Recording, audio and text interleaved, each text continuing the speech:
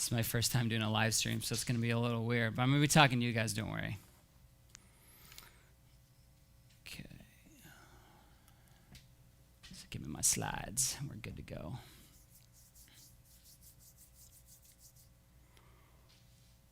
All right, good morning, everyone. Yes, all right. This has been a long time coming, and in full disclosure, as I was preparing this over the last 3 months or so, as I sort of kind of formulated in my mind, about 6 weeks ago, it started to take basically a 180 direction from, well, not a 180, just a completely different path from what I was doing. So, because I was really just kind of struggling to put together some material that was going to be really new and really fresh, and I can always do that or freshen things up that have been taught before, but what I decided was I've made some really radical, when I say radical, meaning very very changes and new additions to my personal health routine because of some very specific information that I've gotten. So I decided, let's just bring a lot of that into this, because the reason why I've implemented it is because of how life-transforming that it has been, and that I know it's going to be for you guys as well. So, clicker working here. There we go. So I saw this picture on social media a couple weeks ago, and I darn near got tears in my eyes as I was thinking about this, and I was just kind of looking at this. It's just a very powerful picture when you look at this. So, on the left, you're seeing the past, right? And it's this sort of proverbial, the path that you took for your life, right, could have, each and every second, you're making a decision to go this way or that way, or you go here, or you go there, right? Or you say this, or you don't say this, or you do this, or you don't do that. And it gets you to the point where you are here in the present, right? And so, it was one of those moments you look at this and you think about all the little things about, well, I chose to go to this chiropractic school, even though it's way further away from my house than the one I was wanting to go to, because my mentor told me to do that. And because of that, then, I ended up meeting my wife at that one, but she obviously would have been at the other one. All these just little things, and you think about your children. It starts hitting you all at once then. But what's really exciting too about this, and this is for you guys here, is that, we are at this point, right now, okay? In a sense that you're walking in here with whatever's happened in the past, and of course we're going to talk mostly in terms of the context of your health today, right? But you have all these paths that you can choose to go forward when you leave here, right? One of these paths is a path where you come here for, the next 2.5 hours, and you clap at the end, you're like, this is a great presentation, right? I learned a lot, right? But then if we were to actually follow your life over the next 30, 60, 90 days, 3 years, nothing changes, okay? In the presentation world, in the lecture world, they call that the jacuzzi experience, right? It's when you're in the jacuzzi, you feel good, you're like, oh, this is nice, you're gonna do all these things, and you get out of the jacuzzi, and 10 minutes later, your back starts aching again, right? Because it starts tightening up again, right? So, you guys know what I'm talking about. So hopefully that will not be this. One of the paths that you could choose could be to incorporate or sort of half try a few of the things that we talk about today, and maybe you don't see results as quickly as you thought you would, so you give up, right? Maybe after a few weeks or a few months. Or, right, you could choose to really just eat this up wholeheartedly and walk away and have your life be completely different forever. And I'm telling you, maybe to not put pressure on myself, but the simple things that we're going to talk about today, but yet profound, absolutely have the capabilities, no matter what your health status is, to radically transform your life, not only for now, but for the rest of your lives, right? And you'll see what I'm talking about here as we get through this. So this is my first time kind of publicly talking about this, but I thought it was really, really important to make sure that you understand that we are all going through things, right? No matter what you might see on the outside, right, or what you might assume about someone. So I recently got some blood work that done about, 6 months ago now at this point. And I just running it because I hadn't done labs on myself in a while, and I saw that my TSH was really elevated, really elevated. And I'm like, well, that's really weird, because normally if you have elevated TSH, that means you have hypothyroidism. And so I'm like, well, that's interesting. And then I did some research, and I'm like, well, maybe some of the supplements that, because I was taking a lot at the time, a lot of the supplements I'm taking maybe were kind of just overstimulating, right, my body and causing it to produce more. So I didn't really think about it, again, because I wasn't having any symptoms that was going along with that. Then I ran some other labs about 3 months ago, checking something really specifically that I was just kind of working to improve on, and it showed it was elevated again, and it was higher. So then I'm like, okay, well, one point in of itself might be something, but it might not be. When you see 2 again, and now we're starting to form a little bit of a trend line. I did it another couple weeks later just by itself, and I just to make sure, and it was even a little bit higher again.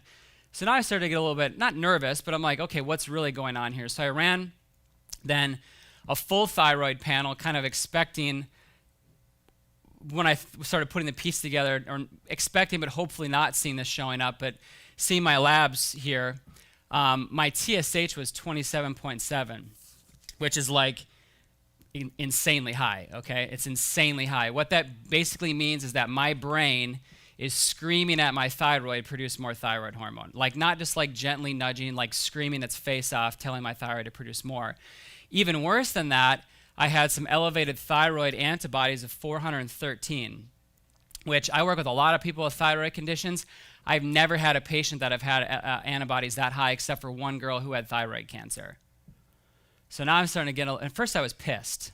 I was pissed. I'm like, what the heck? I'm like the healthiest person that I know. Like, what the heck is going on here on the inside of me, right? Maybe I shouldn't say pissed in church. We are in church, by the way, so be careful. No, I'm just kidding. That's why I host most of my seminars in church, is just so I keep myself in check, right? And so I was mad, right? I was really frustrated for about half a day or so. And then I took a step back, and I'm like, okay, if my patient brought these labs to me, right, what would I tell them, right? And so I started actually having to, for the first time, really walk through kind of what I teach, if that makes sense, right? From like trying to talk myself. Now, I went outside. I'm like, I'm not going to manage this myself, because it's not good for a practitioner to sort of manage your own health, and there's something specific, because there'll be biases, right? And I'll assume that I'm doing everything. So I reached out to a bunch of friends. Luckily, one of my friends is Dr. Josh Axe, so he gave me some really good advice, for that. But it actually shifted my mindset into realizing that this is one of the greatest gifts that I've ever been given, okay? And the reason why is I started to unpack, and a lot of the things that we're going to unpack here today are what I've been working on in order to get these changes to happen. And the way I look at it, I'm blessed. I don't have any symptoms that would go along with this, right? I don't have fatigue. I don't have, metabolism issues, temperature issues. I have no symptoms that go along with this. So here are the lessons. Number one is that you test, right? And don't just assume that because you feel fine, everything is fine.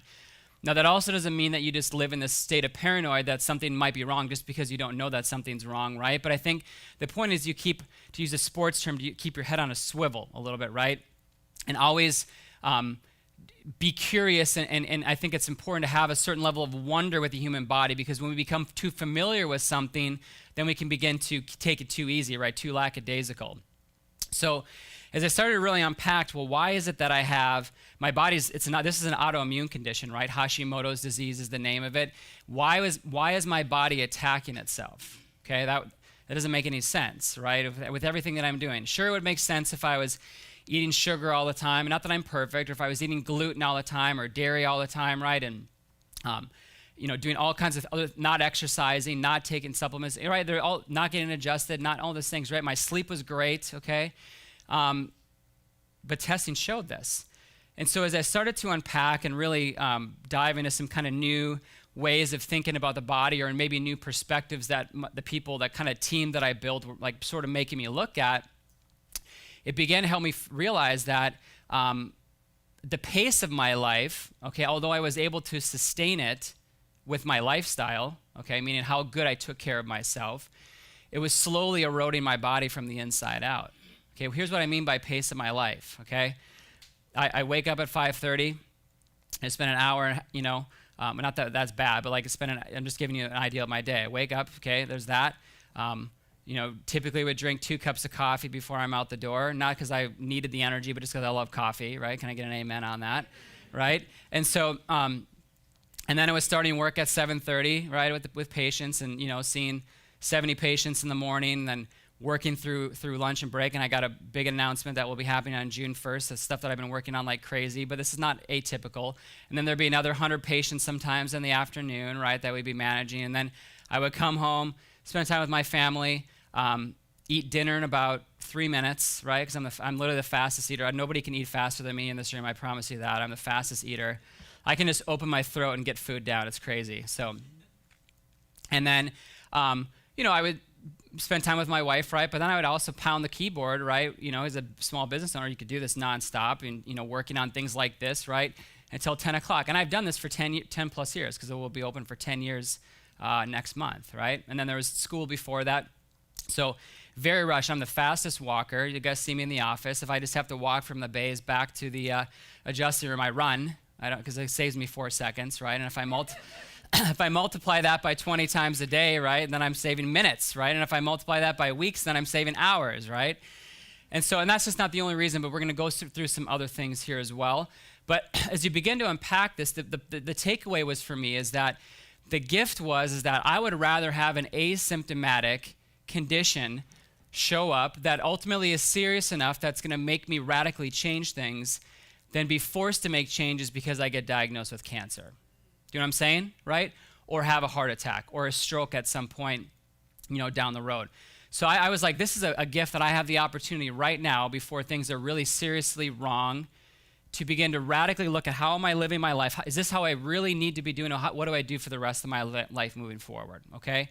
So that's hopefully I just want to kind of to give you that context from where we're approaching this here today and why really everything that you do with your health matters. And I also put it this way too. I think no doubt a large percentage of how this changed, although I don't have labs to really perfectly coincide with this, is everything that's gone on in our world, right, in like the last really 18 months to 2 years, right? The overall levels of stress, right? COVID, right? Biological onslaught from all these new vaccines being introduced in the environment, all the kinds of, gagging ourselves with masks and all these things that are just like changing our environment in a very short amount of time, right? For all of us, okay? And so I think a large portion of that, so what I'm trying to say is that the time to be hardcore with your health has never been more important, okay? And when I say hardcore, that doesn't mean that you're going to eat grass and twigs and, stand on your head for 3 hours a day, right, or whatever those things are, but it's really to take it and turn it up several notches of intensity because we're in a whole new ball game right now, right?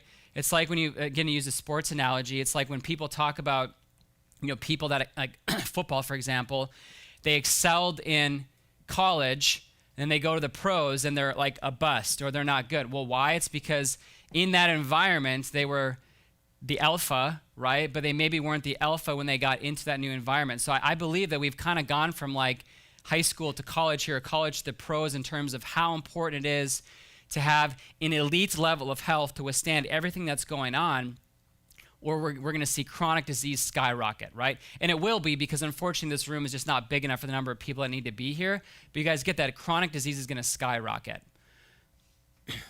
All right, let me get my slides back here. So everything that you need to know about today is right here on this chart. You've been great. Thanks. Have a good day. Okay. Remember this little thing right here? E equals mc squared. You've all heard of it before.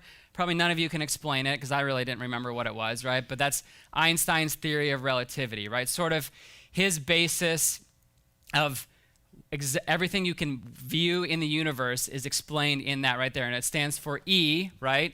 Stands for energy, right? M stands for mass or matter. And then C squared is the speed of light, which is known as the constant, okay? So here's what this is all about. This is all about the energy that is going to be coming, and what are you doing to bring energy into your body? And then therefore, what is that going to do to create for the matter that is your body? And by saying matter, I don't just mean like flesh and bone, right? But let's think about your hormones, right? Thyroid hormone, estrogen, testosterone, your neurotransmitters, serotonin, dopamine, everything that runs and controls your neurological system is all energy. It's just packaged in different forms, right? You break down with the electron microscope or the most fancy ones, everything looks the same in the universe if you go small enough, okay? Everything. We are the same makeup, right, as this chair right here. We're just organized differently. And of course, we have a spirit inside of us, right? But down on the anatomical level, if you zoomed in far enough, right, we look exactly the same. So we're going to be talking about ways to improve the energy coming into your body today. So that can, of course, happen through food, through oxygen, through light. Okay, those are some of the things we're going to be talking about to influence then the matter, which is you, which is your health, right? Which is everything that it is about you. Okay, so that's what this is all about here today, is to change that energy.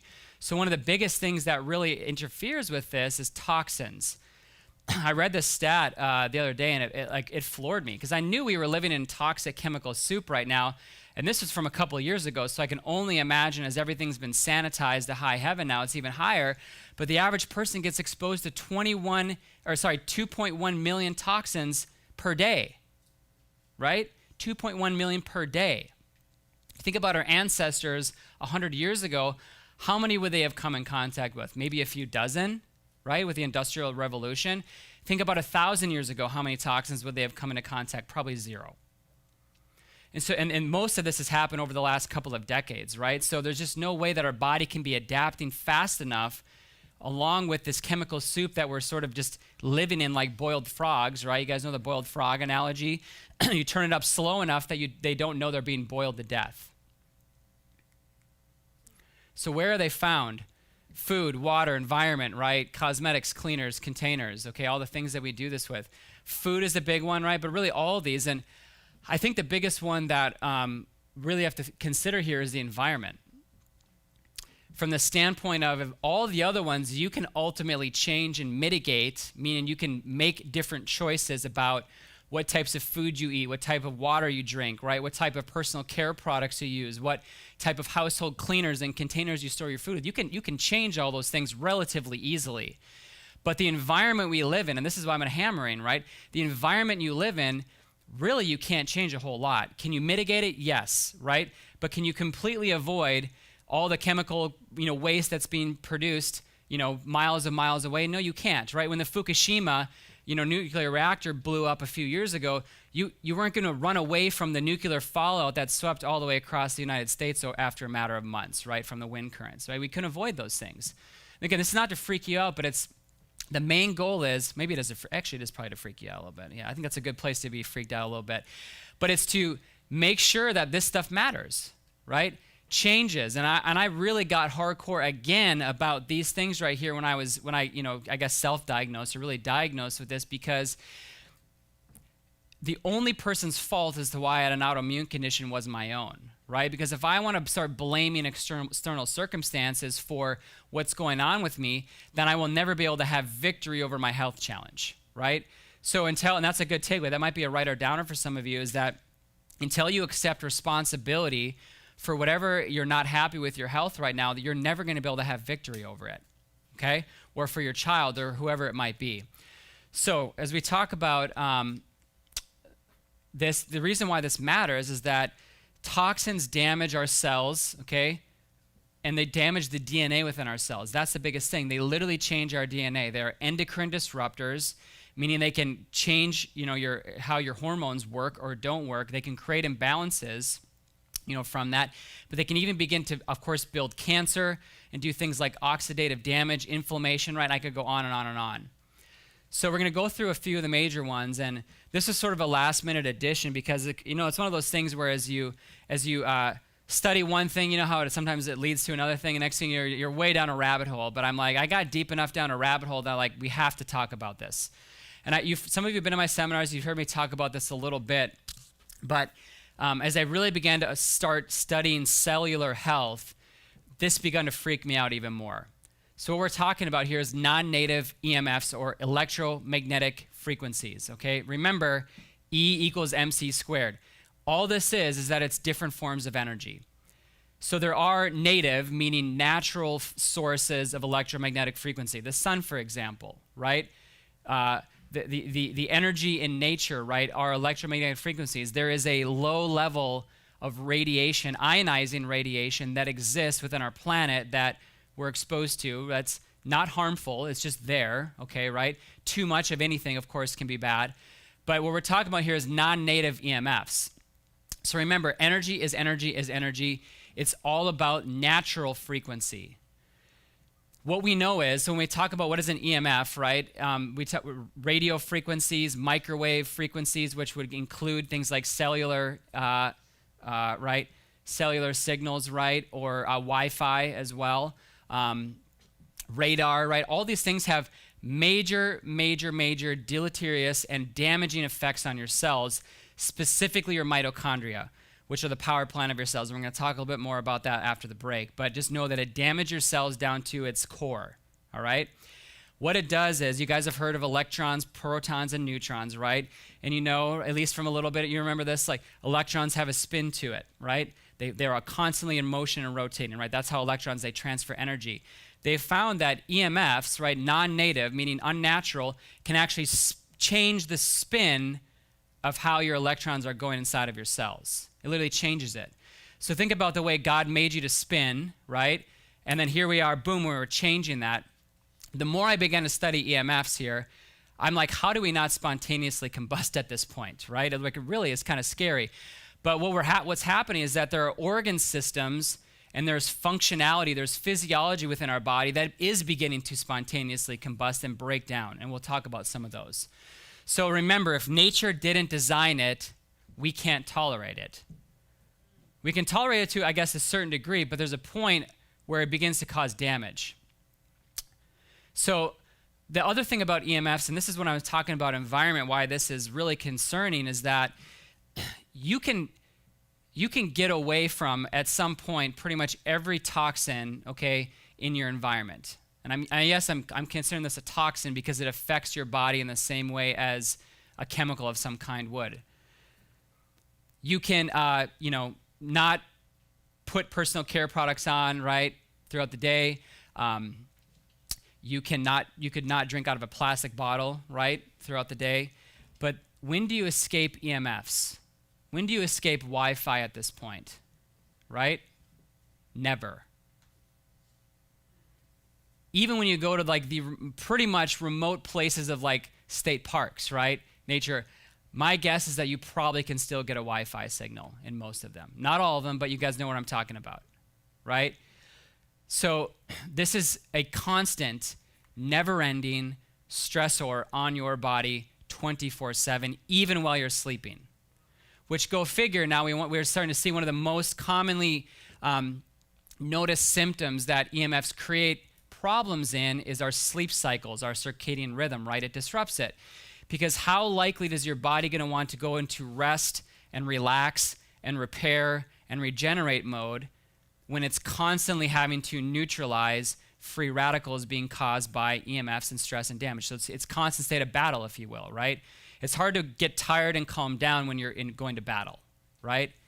I know, like before I would go through like soccer games, or like before I would run track, I would have to like pee like 17 times, you guys know what I'm talking, like I was like a peer if I'm really stressed and nervous, and so because it's harder for your body to relax when it knows that stress is happening. So E equals MC squared. Now what the inverse square law is, why that's important is that what that means is that the further you get away from the source, the less damaging it is, okay? I think that's pretty logical, but so you got to think about this. So sleeping with this next to your head right here versus the other room, right? The other room, less damaging, okay? Just as an easy example through there. So I'm not going to get too technical here, but just there are known mechanisms as to how this affects our body. Remember, it interacts with our cells. Specifically, we know what it most frequently does is that EMFs forces calcium to flood into our cells.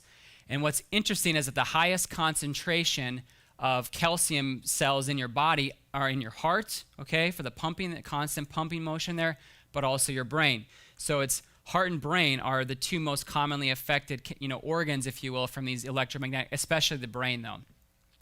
So what it begins to lead to is DNA breakdown, genetic mutations, protein degradation, lipid peroxidation, which those cause degenerative diseases, right, like arthritis, things like that, other chronic illnesses. It causes neuropsychiatric systems by doing this within your brain. So you start getting disrupted sleep, depression, anxiety, fatigue, headaches, difficulty concentrating, poor memory. I think we can all relate to some of those throughout the daily basis, right? Doesn't mean that this is the sole cause of those things, but it's absolutely a factor. So this is what we're talking about, peeling layers off of your health, right? Is that we're going to start, I'm going to give you some steps to mitigate this, but this is how you start improving things. So, I'm not going to go through this, right? But there's all these pathways that these EMFs activate in our body that are improper. Remember, your body, there's something called homeostasis, which means that whenever it's thrown off from its center midline point, right, it's going to expend energy or do something to bring you back to homeostasis. So if you get hot, you sweat. If you get cold, you shiver, right? That's all homeostasis, trying to bring your temperature back to the mean. It'll do whatever is possible to be able to do that. So here are some symptoms. I'm not going to go through all these, and don't worry, you don't have to, I'm going to send the slides out. You're going to get a video copy. Everybody that's sitting here, you get a video copy because we're recording this right now too, so you can go back and watch this. But it's a lot of really, really, really serious stuff that happens with this. And we've seen it, even in our practice. Even when I didn't know a lot about this, if there was ever sort of this like unexplainable, especially with children, why a child was not doing well despite good diet, right, and all those things, come to find out that, little Timmy sleeps under the room where the Wi-Fi router is, right? And we move that, and all of a sudden they start sleeping better, just as an example, okay? Little things like that. But a lot of these things here, again, the problem is that in the conventional medical system, right, nobody's ever going to be talking to you about what's your EMF status, right? They're just going to give medications to cover up these symptoms, and therefore you never get to the cause of the problem. So look at this thermography of, the one on the left is the heat temperatures, right? So of course the more red is the higher the heat. So the left is before using a mobile phone. The second one is using a mobile phone for 15 minutes, okay? So I bet you your ear doesn't feel hot, right? But we're talking about heat happening on the inside at a cellular level. Here's this for kids. This one totally freaked me out. This is showing cell phone penetration, right, for a 5-year-old, a 10-year-old, and then an adult. Look at how much deeper it goes in the children, because their skull thickness is way less, right? And also their blood-brain barrier is not fully formed at that point from a protective standpoint. So why does this freak me out? Well, it's rare that I don't see kids coming to my office now having a phone at some point. I mean, our patients are way better than the average, but it still happens. And I'm not judging because we do it too. But then I think about how many kids were parked in front of a computer 8 hours a day for the last year, right? Getting blasted from this. And we'll talk more about light later. But really, you start seeing it creates this double whammy of just massive, massive, massive issues. Why is it that we've seen the highest rates of anxiety and depression in 10, 20, and 30-year-olds, right? It's because those are the age groups, right, that have had technology throughout their entire life, right? And even more so, of course, as time has gone on. So here are your action steps for this. And, I don't want you to get too overwhelmed by this. I think the goal is to play the long game with this, right? So meaning you're probably not going to run home. You might, maybe that's you, but to change all these things, right? But here are just some good action steps and where you can start. So firstly, and most important by far, is protecting your bedroom, right? Or you can also think of it like as your sleep cave, all right? Remember, that is the one place, hopefully, in the entire world where you can safely go, all right, at some point during the day or this time at night, right, at this point at nighttime, and be like in a bubble of like protection and comfort and safety, and right? Like you should at least have one place in your life where you can do that. So, but if that's full of all kinds of technology and right, or more specifically EMFs, right, you've disrupted your safety, right? Think about why do my dogs like always want to go like in like the little nooks and crannies and like sleep under this or in the little houses, right? When she could be, because animals instinctively are always going to go to that safe place, right? Like that cave, right? Like their home, if you will. We're really not that much different. Remember, we're mammals too. So using airplane mode on your phone.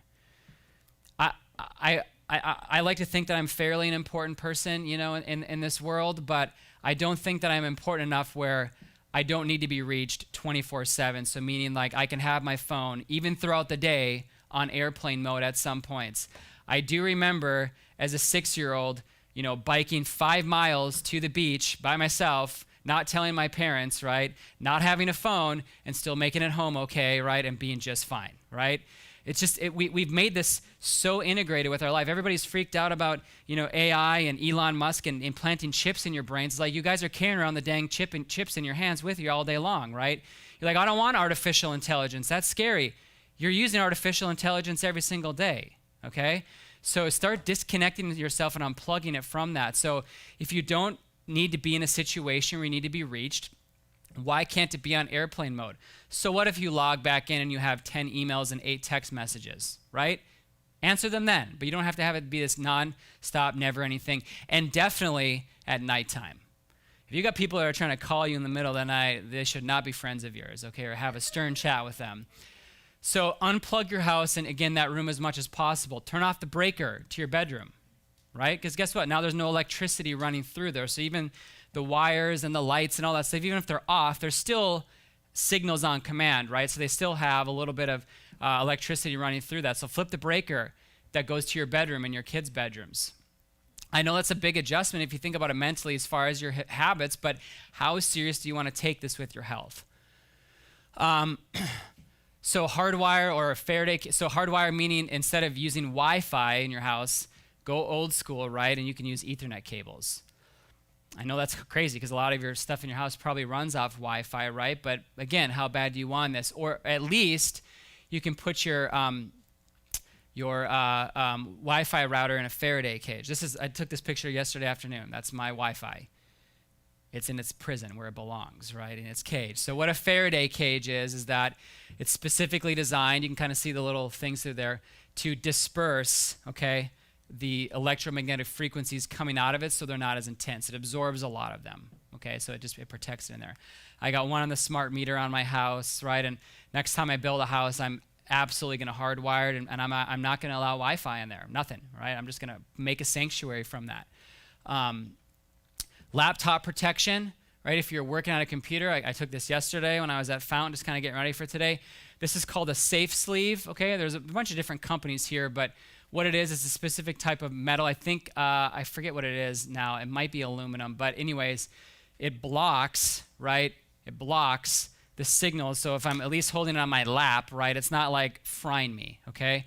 I thought it was interesting. Somebody mentioned this in a lecture, how Steve Jobs passed away of pancreatic cancer. Well, if you're sitting on a couch, right, with your computer right there, that's pretty dang close to your pancreas, interesting enough. It's also interesting how Steve Jobs had even though this guy invented the iPhone, right, or was part of it, he had an insane time limit for his kids, super strict for their screen time. Like, and all the Google guy does it too. The Google CEO is super strict. You can look it up. All the top tech people have, and they publicly have talked about how their children do not get to go on screens hardly ever. What the heck do they know that they're not telling us then, right? Not that they're not telling us, but what are we not being told? And then you can get, and I would say that now we get a little bit maybe crazier with this, but still, doable. They make EMF paint, right? So you can literally paint it's just like white, right? Or whatever the color is. And it has specific particles in there that help to deflect and break. Because guess what? If you have your Wi-Fi off, have you ever logged on? Can you see your Wi-Fi signal on your neighbor's, if you're trying to log onto your laptop? Is it still there, right? So it's still there. So again, you can't eliminate this, but we have to mitigate this. And remember, inverse law. So the further away you are from it, right, the better. Or the less intensity that'll happen, from that. So it's tough when apartments, right? If you're person above, below, left, right, all have that. You would have to definitely put a stricter level of a bubble around yourself, with that. Another ways you can do is a bed canopy. Again, I know this can maybe get a little bit crazy, but it's your health. You do what you want. You can buy little canopies that are kind of almost a metallic mesh. They're very light, but you can put it over the top of your bed. So that's the best way to protect yourself because nothing's getting through there. Very little is getting through there. And they're not that expensive, okay? And then there are some crystals as well, like shungite's one of them. Bractourmaline is another one. There's a handful of other ones. So they're actually crystals that actually absorb these. So we bought a few. We put them I got one by my head at least, sort of where I sleep, all right? So if something, hopefully it's absorbing some of that as it's coming through. My kids have them in their room, right? My wife has one next to it. I put it on my laptop on the little thing when I'm working just to absorb as much of that as I possibly can. All right. These are easy. You can find those online. Just look up Wi-Fi shielder, right, or Wi-Fi, Faraday cage, router protection. It diminishes your signal a little bit, but get over it, right? All right, next one, microplastics. This is insane, right? This is just insane. There is a mass of plastic in the Pacific Ocean twice the size of Texas. You can see it from space. Did you know that? Anybody know that? And the thing with this is that these plastics do not break down, right? So they're all this in the ocean. They break down from the big particles, like the salt kind of chews up the hard stuff, but they become what's called microplastics, microscopic, right? And they have found these microplastics in sampling every single part of the ocean and throughout the entire world, the Arctic, Pacific, Atlantic. Now, the further you go north and south, the less concentrated it is because the way the currents are, they're more centralized, right? Which is why this one is like kind of off the coast of California, sort of in that equator type, close to that, there where the water currents go. But these things do not break down. They do not break down. They do not break down. They've found microplastics now when they've done this, right, in every single placenta of every single human baby they've ever tested. So meaning that there's exposure to indestructible microplastics, right, from birth. Isn't that insane? You think about that? Now, we really don't know fully how damaging microplastics are to us, but we do know that some of the compounds in there, like bisphenol A, BPA, who's heard of BPA before, right? Phthalates, right? We do know that those are significant endocrine disruptors, like insane. Like they do not just come out of your body because you do like a little bit of a detox. These things are very stubborn, and again, they do not break down. They're called forever chemicals in some circles, right? Forever meaning they literally do not break down. So we have to start being, again, really, really, really, and I realize I'm like super hypocritical right now. I didn't plan very well for this morning as I ran out from that. But again, to mitigate your usage of plastic on a regular basis, don't store your food in it. Store your food in glass, okay? Or stainless steel. You're better for the environment. You're not contributing to this. Are you single-handedly going to do that and stop that? No. But what happens when the ecosystem of our ocean collapses from things like this, right? It'll be an extinction event for a human race. But we have to think about what we can do on the day-in, day-out basis now, which is minimize the utilization of this, okay, right? For drinking, for storage, right? For plastic grocery bags, and realize that there's exposure to this on a regular. The more you use it, the more exposure you're getting to that personally. So plastic. You got to avoid the plastic wraps and containers as much as possible, like Tupperware, right? Really bad, especially because you put usually hot food in there right away, right, and it starts melting it a little bit, and that stuff leaches into your food. So glass is a must for that. Stainless steel is another great one, and then start using reusable bags on a regular basis when you go to like the grocery store and places like that. Just eliminate. And I think there is definitely something to be said about when we make a conscious effort, even if it feels insignificant, right? Because remember, E equals MC squared. Everything is energy. I believe personally that when you make a conscious effort in caring for our planet, right, even if it does not make an observable change in your life, right? Meaning like if you're using cloth bags instead of plastic, or even if you don't feel like that makes any difference whatsoever and you can't have a visual, I believe that on a cellular level that there are actually benefits that happen from that, because nature, it's a balance, right? So as we are working to balance nature on our part, I believe there's a give and a take that comes back from that. So just keep that in mind as far as your participation in the world. We were called to be right, the caretakers, from the beginning of time, the caretakers of planet Earth, right? That does not mean that we get to do whatever the heck we want with this, right? It means we were called to be caretakers of that. And so there's really a spiritual like calling, if you will, to take care of our planet. And I believe that it has biological and spiritual effects based on how we're doing with this. Okay, another big one, mold. We doing good so far? All right. Everybody depressed? Great. Okay. Okay. If you think you're depressed now, wait till like another 20 minutes from now.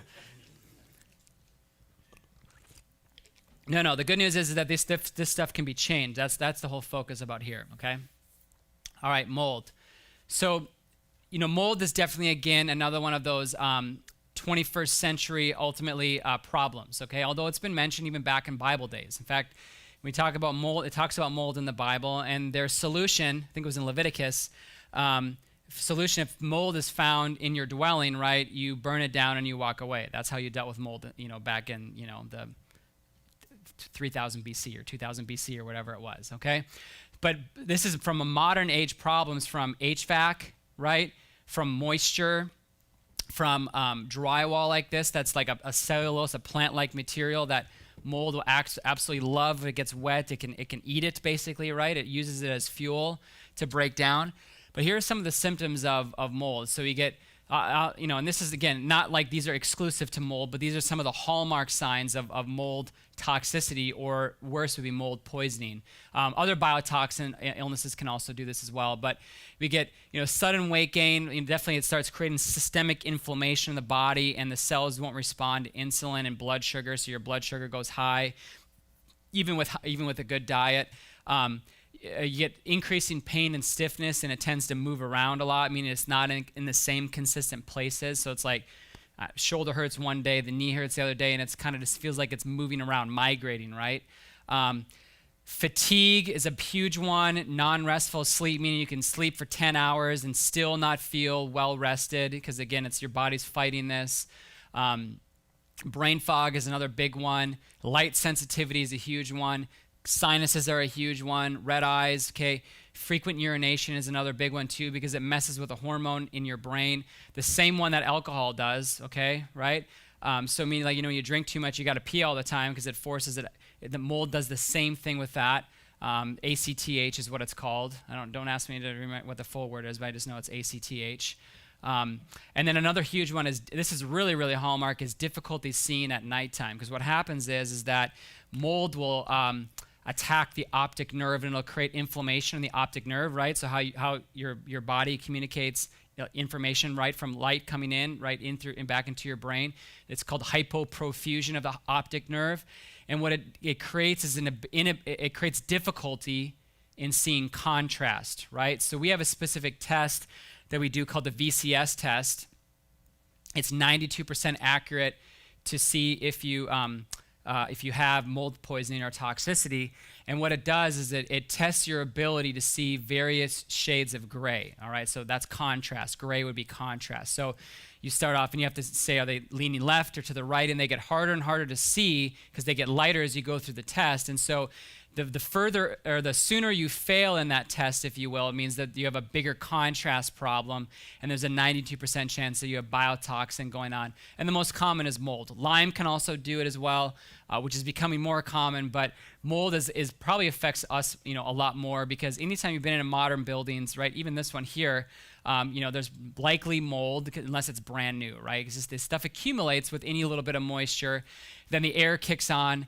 Another way to know if you have mold, toxicity is likely if you go, if you don't feel well in your house, and then you go on vacation, maybe it's a hotel or Airbnb, or you go to a family member's house, and you notice that you sleep a lot better, right, or feel a lot better when you go on vacation, and you come home and you start feeling like crap again, it could be mold in your house that's creating the issue, all right? The big thing with mold, of course, is mitigation and really elimination. You just got to be careful with that. I would suggest if you're going to get your house tested, make sure that you're using somebody that does testing only and not remediation. Does that make sense? Okay? It's kind of because if they don't have a financial interest essentially to sell you on this massive remediation package, right, they're going to give you accurate data. Okay? Does that make sense? So if you call, I don't have a specific company or anything with that, but it's just like you call, hey, do you just do inspections, or do you also do remediations? It's like, I just do inspections only. You're going to get a more honest, not that they're dishonest, but you know what I'm saying. You're protected easily from that. right through there. So if you want to get the VCS test done, it's a super easy. I just email you a link for that, and you can do it at home on your computer. Really easy. It takes about 10 minutes to do that. It is on your order form that you guys all got when you walk in. Just check it off, and you have your email address on there. We'll make sure that I'll send that to you, early next week, and then we'll get the results. And if there's anything significant going on, I can give you some follow-up on what to do, on how to detox from that, because there's very specific protocol that I'm not going to go over today, and I can try to help you navigate through, hopefully figuring out where the sources have been coming from. So there is a cost for it, because it takes time to analyze, and it costs me money every time somebody runs a thing through a portal there. So next is food. I'm not going to spend a lot of time on this, but there's a bunch, right? And as simple as this, I mean, the further we get away from the way nature created this, right, the more man puts their stamp or their mark on it, unfortunately, right? And we don't do a good job with it. So you'll have to look for things like monosodium glutamate, right, MSG, and that has all sorts of now synonyms, meaning different ways they label it. Autolyzed yeast extract, right? Even yeast extract is MSG. They changed the name because most people know MSG is not good, so they'll just put it in a different name, right, that they patent. It's the same thing, so that it's a little bit trickier to be able to see and discover. Because they'll say, no MSG, right? And it's like, well, but there's autolyzed yeast extract in there, which is the same thing. And they're excitatory, which means they overstimulate, which causes problems. Glyphosate, that's probably number one. Talk about that in a second. Aspartame, sucralose, the artificial sweeteners, nitrates, which are put in packaged meats, right? Nitrites and nitrates, the colors, the refined oils, the seed oils, and then genetically modified, food. I mean, for me personally, it's not to say that I've never eaten something genetically modified. I'm sure I've eaten a lot of that, but I would rather have, I don't know, I guess if the opposite of genetically modified food would be, I don't know, God created food, that's what I prefer to eat, because that just seems to make a lot more sense in what we should be putting inside of our bodies. But glyphosate is the big one. So again, you'll get this, so you don't have to write all these down here. But glyphosate, as many people know, there's been some major lawsuits coming out already linked to cancer, right? They spray this Roundup stuff, which has glyphosate in there, on your food and hazmat suits, but you don't eat it with the hazmat suit on, because that makes sense, right? But we know that it's been linked to these things here: cancer, depression, autism, learning disabilities, ADHD, right, birth defects, because it really causes problems. And actually, glyphosate impairs your body's ability to detoxify. Okay, it shuts down a pathway called the cytochrome P450 pathway. It shuts that down. It's one of the main pathways. Your body eliminates stuff, so you bioaccumulate. But also, glyphosate can pass through the blood-brain barrier, so it can get into the brain, which is why you see a lot of neurological issues on here, right? Because it starts causing havoc in through there. So the foods there you see on the right are the ones that are the highest. They were found to have the highest concentrated amounts of glyphosate in them in our food supply. So soy, wheat, those are some big ones. Rice, corn, right? Remember, soybean oil is in like everything these days. Okay, so you're getting glyphosate from that. Wheat is in everything. Gluten, of course. Rice, corn, fruit juices. In fact, they had the highest, all right, because it sort of concentrates down, right, everything in there, because you see some fruits. Strawberries, apples was the highest out of fruits. Grapes, lemons, olives, oranges, celery, sweet peppers, spinach, tomatoes, almonds, canola, right, and avocados. Highest. Those are the top 15 or so. So the way you avoid this is you got to have those organic. You just have to if you're going to eat those things. That's your list right there. You prioritize your budget there on those items mostly. Okay, we all have budgets, right? But this is where you shift maybe a little bit from your food budget into then are those things right there to avoid the glyphosate, the Roundup, right? All the things that are causing major issues inside of our body. Organic is not the only way to do it. Of course, going to a farmer's market or something local where you can talk to the farmer, like, hey, do you use this stuff? Remember, just because something's not labeled organic doesn't mean that it's not healthy. To get an organic certification is really expensive, and it comes with like a lot of like baggage, if you will, too. And so there are a lot of very honest farmers and growers here in the area. Of course, your own garden could be a source of that, right? In the area, they're not going to pay the money that they can't afford really because they're just trying to make an honest living to do all those things organic, but yet they could be even maybe more organic than some of these other organic places. So just ask them if they use this stuff. It's pretty easy. And another good way to verify if they're telling the truth or not is that they should be willing to invite you out to their place, right? A good, trustworthy farmer has nothing to hide, and in fact, a good, trustworthy farmer would love for you to have you come to where they do everything to see it, to show it to you, and really to participate in that ecosystem, right? So that's how you know. And you don't have to go, but I know if I ask someone, like, can I come, like, if I meat is a good example. It's like, hey, I would love to come and see your farm, like how you feed them and all those things. And if it's a yes, I'm not going to go. I'm like, okay, great. Like, I trust you, right? If it's like, well, sorry, I don't trust you. Even if you do it right, it's like there should be no hesitation, in that, because I want to participate as much as I can in the ecosystem with which my body, my energy, right, is inputting into my body. So toxic bioaccumulation, that is what's happening to us right now. That's what's happening. So you have to think about how this works again in nature, right? When water becomes stagnant or it is not flowing in nature, that's what a swamp is, right? You get putrefaction, right? You get bacterial growth, you get sludge, you get gross is what you get, right?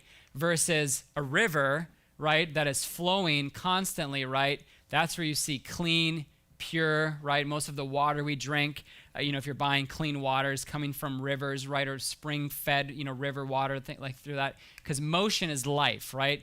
When things do not cease to move, when they cease to move, right, they die. That's why swamps smell like death, right? Because there's things are dying inside of it. That's what it is. And so you have to think about, okay, is my body right now, is it a swamp, or more like a swamp, or is it more like a river, all right? Hopefully it's not like a raging river. You get what I'm saying with that, right? But like, how is it working there? And so a lot of this then comes down to your drainage of your body, your drainage capacities, because we are being filled up with toxins on a day in, day out basis, even the ones you can't avoid, right? We're being filled up with this. But guess what? God gave our body liver, kidneys, right? Spleen, all these filtration systems within our body to help us navigate our environment as best as possible. So what do we want to make sure that those organs are doing is that they're working as absolutely well as possible. Otherwise, we become more swamp-like. We get more stagnant, right? Our body begins to decay and break down. So I know you can't really see this. It's okay. As I've kind of been going through my journey, I really started looking at so one of the kind of things I've added into my work, if you will, for my self-care is really looking at some Chinese medicine principles, which is really interesting. And these guys have been practicing healthcare longer than we've been in our country, right? And so really they have this stuff boiled down. They've been boiling it down for thousands of years. So it's pretty spot on. And so the cool thing is that your body tells a story, right? You guys get that? Like, your body tells a story, and specifically it tells a very important story through the health of your tongue, or more so the visualness of your tongue, or what it looks like. And so there's different parts of, remember, everything in your body is connected, right? We talk about that in chiropractic all the time, but there are different parts of your tongue that correlate based on blood flow and energy pathways, right, to different organ systems of your body. So the main one we're going to talk about is the outer portion right here, because for the most part, anybody that's relatively untrained, you can look at your tongue in the mirror and see how well you're doing, with this. So this is my tongue, okay? I could have showed a picture of something else. I guess that would have been more offensive, but I didn't do that. It's my tongue, all right? So what I want you, and hopefully you can see this in the back, but if you come down the edges here, do you see how it gets a little bumpy, kind of right along there? Can you guys see that a little bit? All right, and you see how it's also slightly a different color compared to the middle? You see how it's like a little bit more pale. You guys see that a little bit? Hopefully you can see that in the back. If you get up close, and maybe I'll post this on social media just a little bit so you can see it better. I got nothing to hide at this point, right? I like to stir the pot on Facebook. This is fun. I like to do there. But it's called scalloping, okay? See how it's like bumpy and wavy and rigid. So when you go back to this right here, scalloped, right, in the liver, you maybe can't read that, but you know what that says right there? It says hypothyroidism. Isn't that crazy? Now, does that mean that that is the cause of it? So what's interesting then, right, so as your body starts telling you a story, this is related to the liver and the gallbladder. I went to several other practitioners, got confirmation that although my liver was not diseased, it was not functioning great, okay? And so my thyroid is not a thyroid problem, it's a liver problem. Go figure why I don't have any symptoms that are related to thyroid, right? So remember, so my symptom is actually a symptom of something else. So that's where it gets really deep, right? And that symptom of my liver is probably a symptom from other things that I'm doing. And some of them we're talking about right now. And so this is an easy way, don't whip out your things there. But the point is that I've looked into a lot of tongues lately now as I'm beginning to learn this a little bit. 9 out of 10 people had that going on. Because why? Because we live in a toxic environment. So even if your liver's working great, it probably could use more support to keep up with the ways of the world and how rough shape it is, right? And so there's 2 different phases of detoxification in your liver. There's a phase 1 and a phase 2. There's different nutrients that are needed throughout that process in order to get all the way through, all right? So it starts, of course, in phase 1. These toxins come through. They get broken down by these nutrients here, like B vitamins, folic acid, glutathione, bioflavonoids. So eating, color-rich foods, right, is a good way to help support that part of the pathway. And it goes through, and look at this. Remember I said cytochrome P450 with glyphosate, right? It shuts down that pathway. So if there's too much of that in your body, it stops liver detoxification at step 1.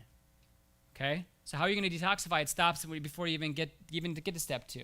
It's not even partially broken down, for that. Now, it obviously is not completely overwhelming it, or you would all be dead right now, okay? But it's impairing it as we go through there. Then it goes into phase 2, which are the conjugation pathways. And the biggest one I want you just to kind of take home there is glucuronidation.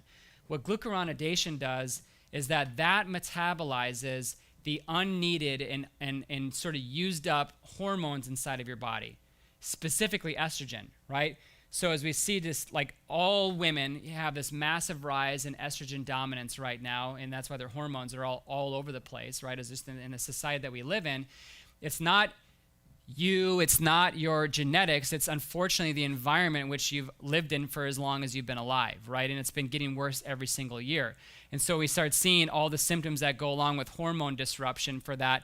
It's because if glucuronidation is impaired, right, well then it can't metabolize and break down excess estrogen very well, and so it begins to accumulate, and then therefore you get estrogen dominance, right? And this is not only a female problem, this happens in men too, because then as estrogen goes up, testosterone goes down. They're counterintuitive in that sense, or counterproductive, I should say, and through that. So it has to go through all of this here in order to be properly then eliminated through your urine, right, or your bile, which is in your gallbladder, which ultimately comes out through your feces, right, okay, or your feces itself. That's the detoxification pathway and how this goes. So there are a couple of things that, this is a new product actually that came out probably a month ago, and I didn't know a lot about it, but I just ordered a bunch because Max Cleanse sounded good, but I really started studying this, right, I mean, it sounds good, right? I started studying this just to really prepare for this talk, and this one really blew me away. Just looking at all the things that are in here, I mean, it actually has a complete B vitamin in through there, like practically a multivitamin in it. Because remember, you need all those B vitamins, right, to go through that phase 1 there, and then you got other ones here like selenium, which is amazing for breaking down, and helping your immune system. Vitamin A, molybdenum. It's got decaffeinated green tea extract, which is great for metabolizing estrogen as well, which is why if you're a female especially, drinking green tea every single day, enormously beneficial. That's one of the reasons why the Japanese have way less reproductive cancers than other parts of the world. They have way less breast, uterine, and ovarian cancer because that's a part of their culture, right? They drink it so they don't get those estrogen-sensitive cancers hammering them as much as other parts of the Western world. N-acetylcysteine, which just apparently became illegal to get without a prescription. Go figure, because it's great for building glutathione, which helps fight COVID. Well, we won't go there, but you get that, right? And then it's got other things like activated charcoal in there as well, which helps to bind, all right, to bind toxins then that get dumped and make sure that they get actually eliminated from your body. So it's actually, in my opinion, an insanely cheap supplement and a massively high bang for the buck supplement to integrate. So what I recommend when people do a detoxification program, right, is that, yeah, you can do it for 30 days and you'll probably see some results, but 90 days seems to be the most effective time frame. Why? Well, for a couple of reasons. Number one, if you're taking it every single day for 3 months, you're also going to have a mental awareness of like, why am I taking this to detoxify if I'm still doing these 5 dumb things here, toxifying myself? So it helps to rewire your patterns and your behaviors a little bit, right? By having that repetitive motion, and kind of it becomes part of your routine. I always think it doesn't make sense to detox if you're going to retox, right? So you got to detox your life as before you really do your body, or at least do it at the same time. Otherwise, you're going to detox and then retox right back. So 90 days is just like a quarter, if you will, of the year is great to hit this really hard. This one is considered, I think there's a sheet in your little packets there, but this one's kind of considered more of what we would call like a gentle one, right? Just kind of like goes with the natural rhythms and the flows of your body. And the other one we have is called the detox system, which is a 2-part system. And this is a lot more intense. I know a lot of you have taken this or do take this, but this one really penetrates cells, pushes out toxins, and then has lots of binders in there, all right? So a lot more charcoal, psyllium husks, magnesium oxide, right? To really, really, really pull these things out. It's got some cool things in that support your liver here, right? So what's amazing is that, my tongue actually looked worse than that. I couldn't find my further back picture that I had from when I first started this, but it used to look like there was freaking like ridges on it, like this, these big round like speed bumps, right? And so it's actually better, but it's something that literally every day, and I wouldn't do it every day, but throughout the day, throughout your week or your month, in the morning you wake up, it doesn't have to only be the morning, you can stick your tongue out and look in the mirror and sort of be like, hey, how does my liver look, right? Because my liver labs, normal, completely normal, all right? They're normal. So remember, labs show disease process. They don't necessarily show dysfunction. So my liver was not functioning optimally, but it was not diseased, thank God, right? I don't want a diseased liver too. So that's why you have to start really getting in tune with your body, very in tune with your body, if you want to get through this game, here unscathed. All right, so you all be checking your tongues every single day. When you all come into the office next week, don't show me your tongue. I don't want to see it. I'll ask you if I want to see your tongue, all right? Walk around like a dog, right? Sticking your tongue out at me. So, side note, funny joke real quick. This is my mentor, one of these things that made me think of this, right? So it's probably like if you're a Chinese medicine doctor or really specialize in this, like, oh, you do that? Like, here, let me show you my tongue, right?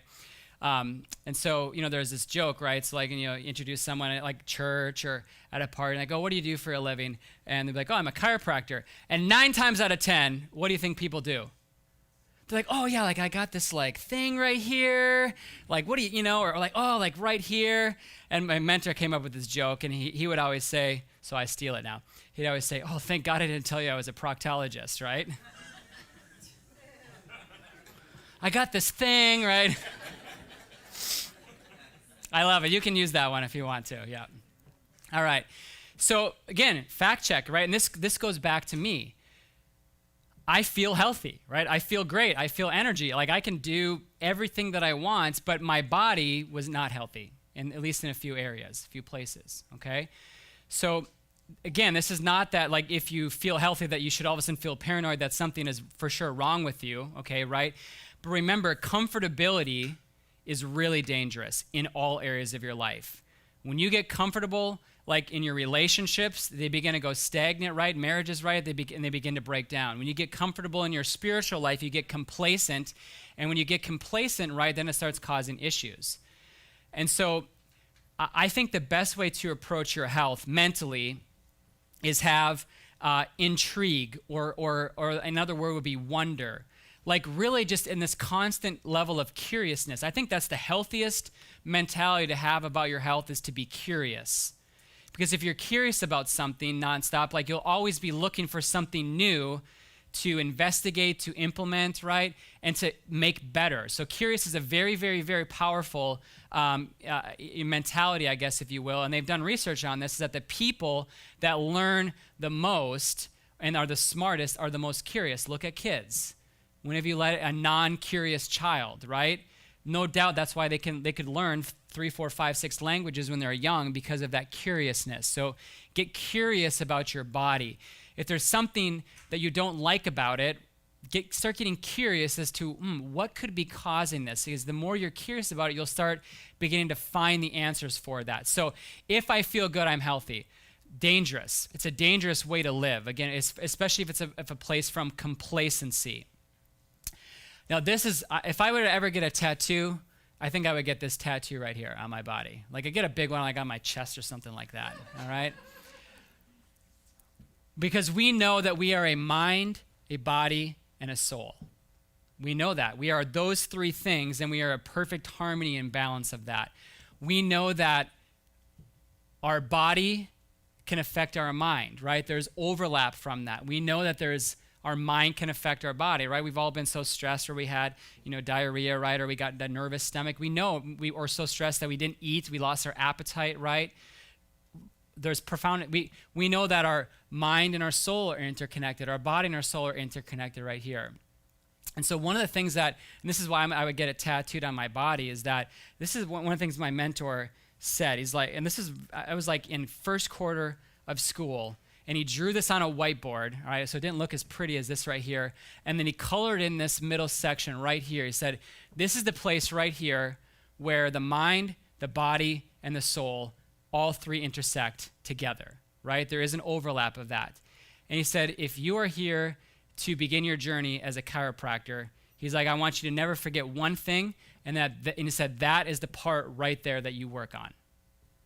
He's like, if you never lose that right there, that's what you are doing to help people, then you're going to help change thousands and thousands of lives. That's why I would get it tattooed on my body, okay? Because that's what we do all day long, in our office and help you guys with, or if you're a guest here, hopefully you'll want to be helped with this here too.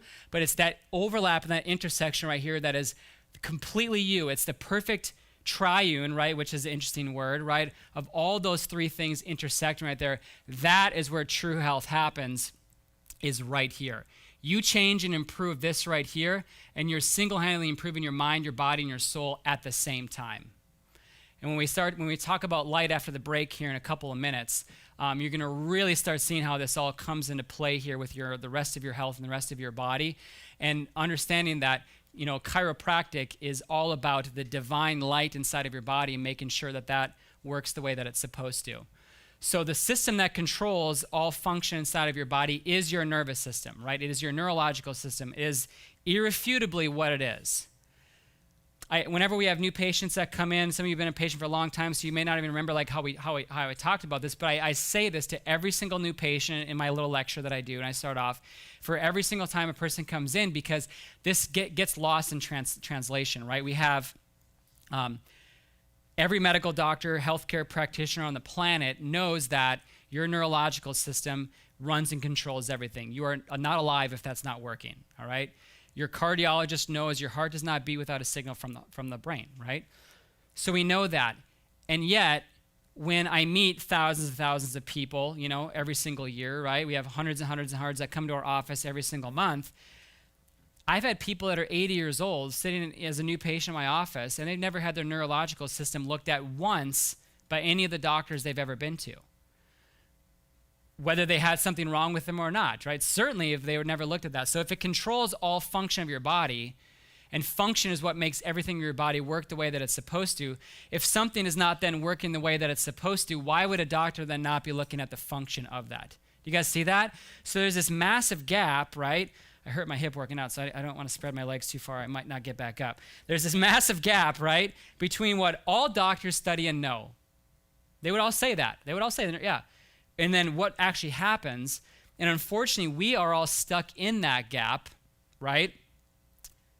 And it's filled with pharmaceuticals, right, over the counters, with vaccines, right, and with surgeries. And obviously, there's a time and a place, right, for some of those things. There's absolutely a time and a place for some of those things. But the time and the place really should be spent on how do I improve function if I really want to see those things improve. So that's, again, the whole focus of what we do and why it's really a constant, never-ending work on your neurological system to improve it, because it's constantly and never-ending getting beat down, right? From being like this all day long, from being like this all day long, right? From being like this all day long on the couch, right? From driving like this all day long. We live, unfortunately, in a posture that's more like a turtle than a giraffe, right? We live way more, and so it's just destroying our body and our function, and some other ways that we're going to talk about a little bit later too. But that's why the neurological system is absolutely key for your entire function there. Now, subluxation, and I want you to remember this right here. Just you can write down that word if you're taking notes. Underline lux, okay? Draw a little arrow down, and what I want you to do is write Greek word for light, okay? Greek word for light, lux. That's what it is, okay? I think it might be Latin, but it's one of those ancient languages, all right? But subluxation. So subluxation is the interference then of the neurological system that most commonly happens from a displacement, right, or a shifting in your posture and your spinal bones, interfering with that nerve flow in there, causing then dysfunction inside of the body. So usually when I have a slide like this, I'll list a bunch of symptoms, but I'm so past that because it's not about symptoms. Here are the warning signs that you have subluxation going on inside of your body. You don't get chiropractic care. There you go. I guarantee you have it. If you work, you have it. If you own a phone, you have it. If you watch TV, you have it. And if you have none of those things, okay, if you have a spine, you have it, all right? Because that's just what we live. Yes, those types of problems can cause symptoms, but for me, the best time to get adjusted is when you don't have symptoms, because you know what? Then your body does not have to expend, remember, E equals MC squared. Then it doesn't have to spend energy fixing something. It can spend that energy, that input of energy in, right, to improve matter on the inside, right, and motion. It can spend that to optimize things versus fix, right? I want to be in a state of optimization, and I want my body to be curious. I want it to always be wondering, how can I get better versus always trying to fix things. Great for fixing things too, right? But it's even better for having optimal health and flow through there. So I know there's a handful of guests in here, and there's some that are watching. Hi, live stream, by the way. I haven't really acknowledged you, but it's okay. You're getting this. But is to really have a thorough evaluation of your neurological system. Again, for many people, if you're not a patient of mine or a patient in a chiropractic office, you might have never had this done before, which is a little bit scary because you think about how many times you've had your eyes checked, right, and how times you've had your teeth checked, right, all important parts of your body, but you can live without those parts of your body, right? You can't live without your neurological system. So here's how we do it. We do a really thorough history and review of all your systems of your body, because remember, everything is interconnected. We do very specific testing, chiropractic exams, check your range of motion, how well it's moving. A spine that's not moving is typically not healthy or not as healthy as it can be. We look at your posture, which we kind of even stopped doing that now because all we do is like, yep, your posture sucks. We need you to stand up to know that, right? But more importantly, then we get x-rays done, because x-rays allow us to see on the inside, black and white, to know what's going on, with that. So normally to get in a cost, if you just call, or walk in, which thankfully we have like a 99% referral, really based practice, so there's not many people that have to pay this price. But this is what our normal fee is, actually, is $240 to do all that. Referrals get 50% off, which would be you guys. But really, when we look at this, the reason why Americans are so sick, all right, is, yes, all the things that we've talked about, but what I really believe it's the number one thing is it's the lack of action. We live in what's called the information age right now, meaning that you have access to way more than you could ever even hope to consume with your thumb and one little, 3-inch square of metal that you hold in your hands, right? We live in the information age, but we unfortunately also live in an information overload age then, which becomes then a lack of action, because you can get paralyzed with what the heck do I do, right? So I believe it's a lack of action why Americans are so sick. That's really the number one reason. Because again, right, some of you are going to learn all these great things here today, and you're going to stay not healthy or sick because you're not going to take action on those things, okay? I hate to be the messenger, but it's just the way that it is. So I have that guy on there for a different reason. Don't ask me who that is, all right? It's Dr. Vivian's favorite monster. But so what we've done, though, to help people that are action takers, really simply, is that if you'd like to make an appointment, you're a guest, we're going to cut that first visit down all the way to $60.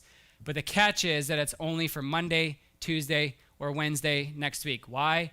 Because the further you push it out, right, the less likely it's going to happen. So this is to get you to take action on that. So if you do have Medicare, it's a little bit different, but we can still give you a discount, but there's some more specific rules with that. If you would like to do that and you're a guest here today, out this door right here, the one on the back is going to be where Keisha and Dr. V are going to be back. They can help you make an appointment time to get evaluated for that. If you're watching the live stream, you can text our office, and we'll put the information on that, on how to do that to make that appointment as well. Okay. There we go. All right, so we're going to take a break here for 10 minutes, 10 minutes sharp, because I want to finish on time, all right? So it's going to be about 10 minutes. There's bathrooms right out the door here. We have water out there as well if you need to get a refill on that, get hydrated. Step outside, get a little fresh air, get a little sunlight, right? And you'll know why I talk about that here in about 11 minutes, all right? If you're a guest, do all that stuff maybe first, but make sure you stop by and talk to my staff if you want to make an appointment. If you're watching the live stream, we'll leave this slide up here because that has the information about how to make an appointment there. All right, and we'll see you guys back here. Get energized again because we're on the home stretch now, all right? Good stuff.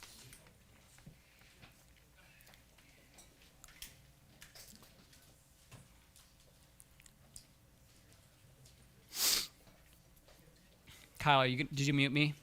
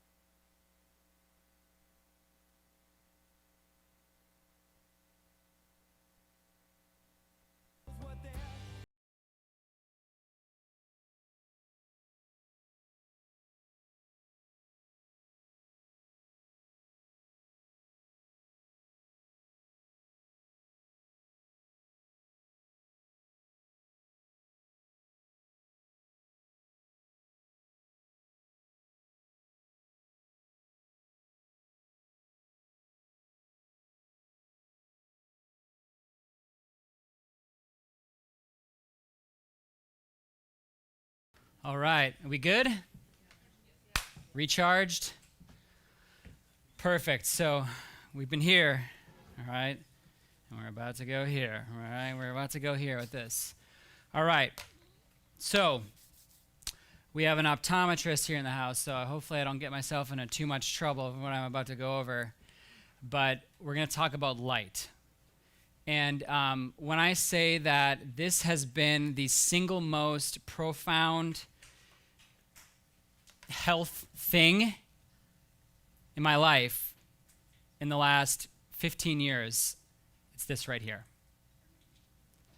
So hopefully I can communicate this effectively enough, because this is a little bit outside of my wheelhouse, although I've just become passionate about it. Effectively, I think the biggest takeaway is I'm just going to, even if I don't explain it well, I'm going to build a big enough case to help you start to rearrange your life a little bit differently, okay, to begin to incorporate light properly, all right, and make sure you're not incorporating it in the wrong way. So light shapes all life on planet Earth, right?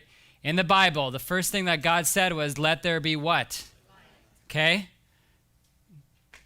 That should be enough, but you guys get this, okay? So what happens is that we have, in our society and our healthcare practitioners, in terms of the eye, we become too focused on it in terms of its camera function, all right, I mean its seeing function, and less on its neuroendocrine and neuropsychiatric function, meaning how our light has our eyes and therefore light have an intimate relationship with our hormones and even our mental health, okay, and specifically down to our mitochondria. So the way your light, your eyes receive light, proper or improper, shapes every aspect of your health. Every aspect of your health is influenced by this.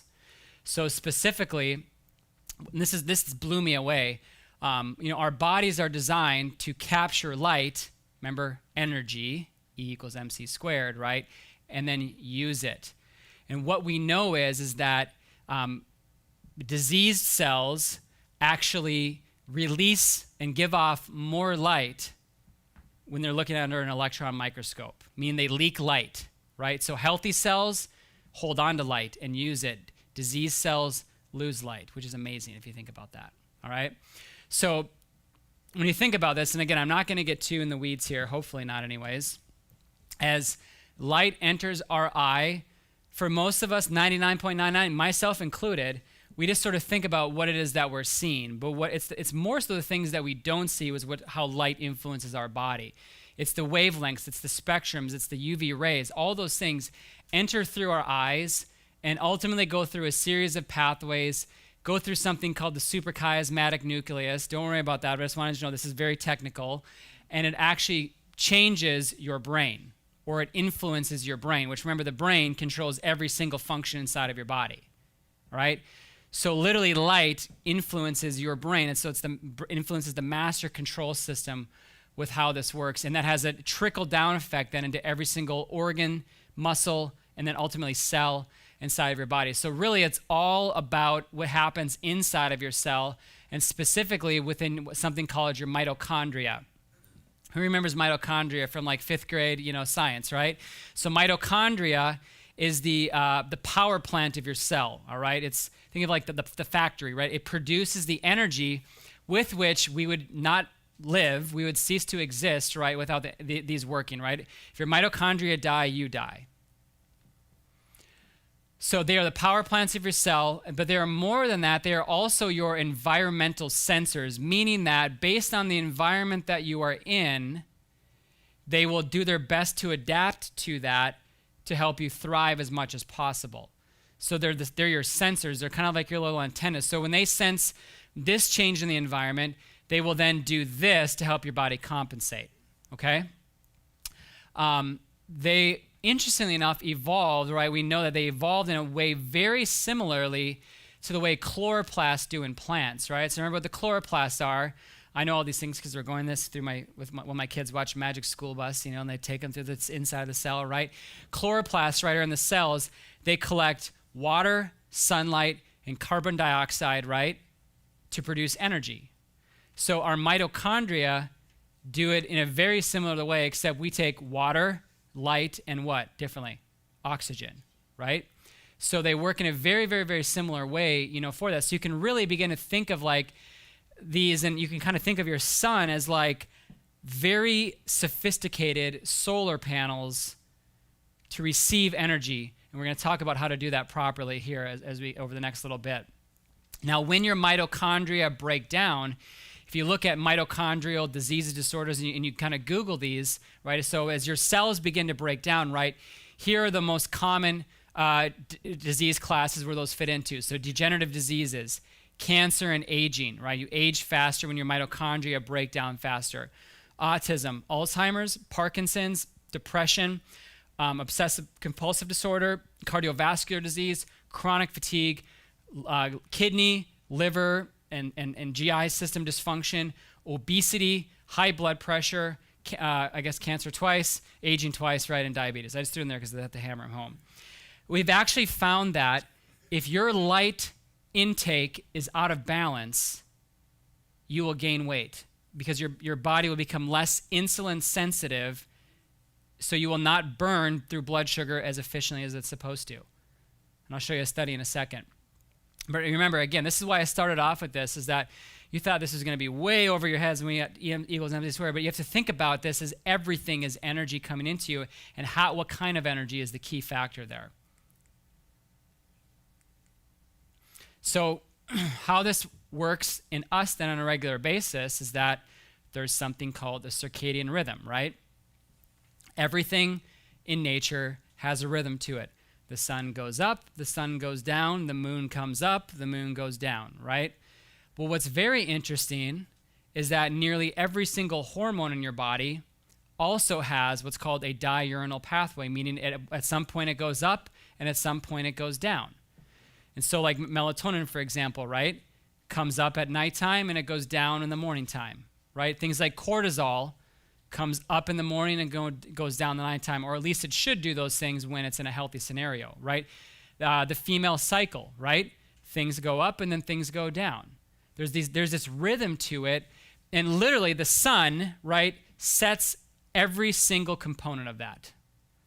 So if you are disconnected, then this is your cue, if you will. This is the signaling of your body to tell you when it should be doing what, because otherwise how would it know?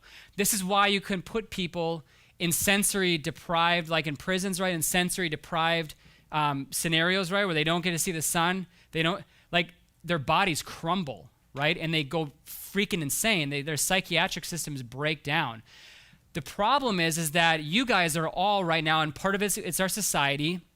You have willingly subjected yourselves to the similar or almost same identical things that they use to torture people with by depriving them of the sensory. Why?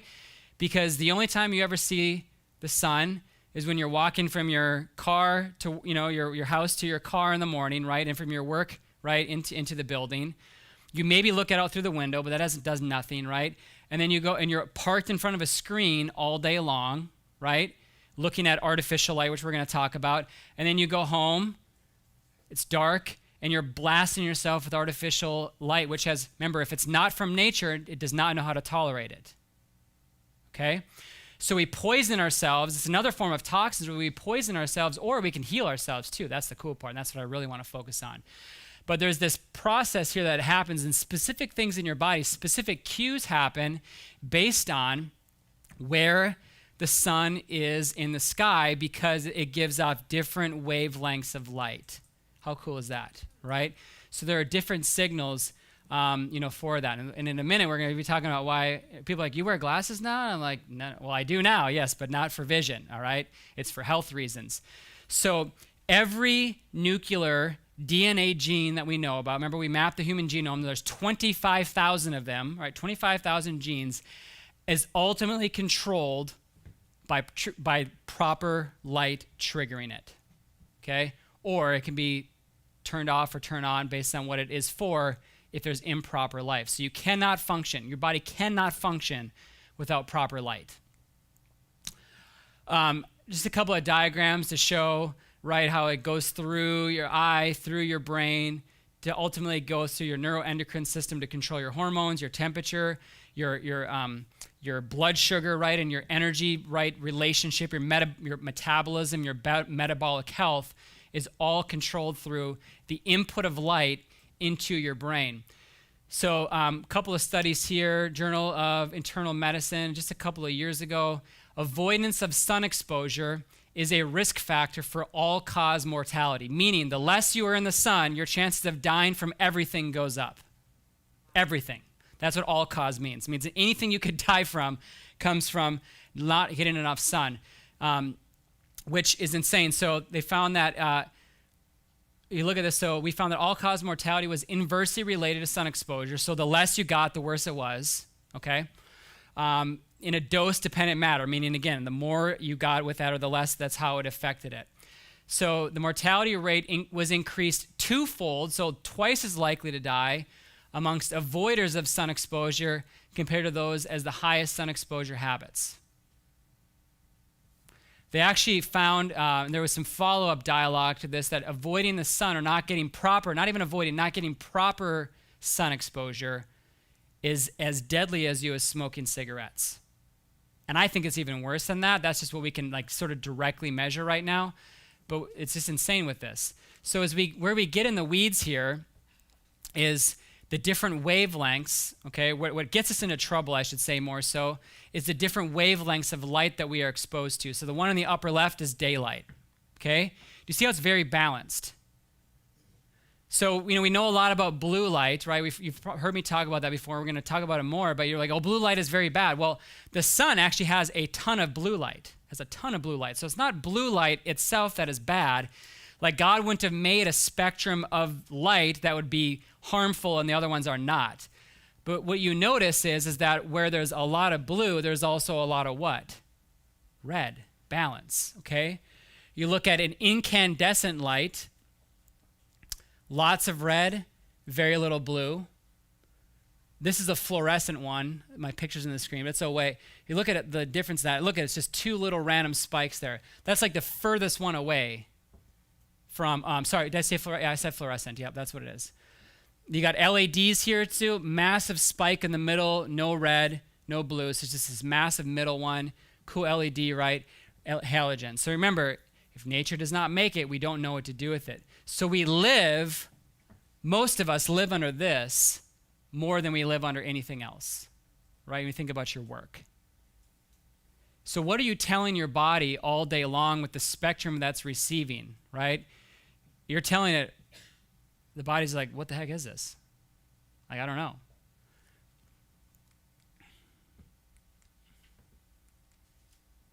Clicker, come on.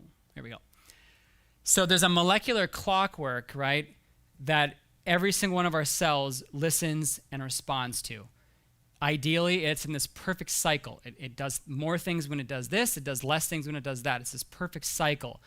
But the problem is pretty much all of us in this room, and I'm slowly working my way out of it as much as I possibly can, and we'll talk about how to do that in a second, but we've completely destroyed it. Completely destroyed it. And even if you're the type of person that works outside, okay, if you work outside all day long, what do you likely wear on your eyes? Sunglasses. Nothing happens, right? Or I have my solar panels exposed, but if you're outside all day long, what do a lot of people wear? Sunscreen. Blocks the solar panels. So even if you're like, oh, I get sun all the time, more than likely you're completely negating any type of positive exposure that could be happening from that.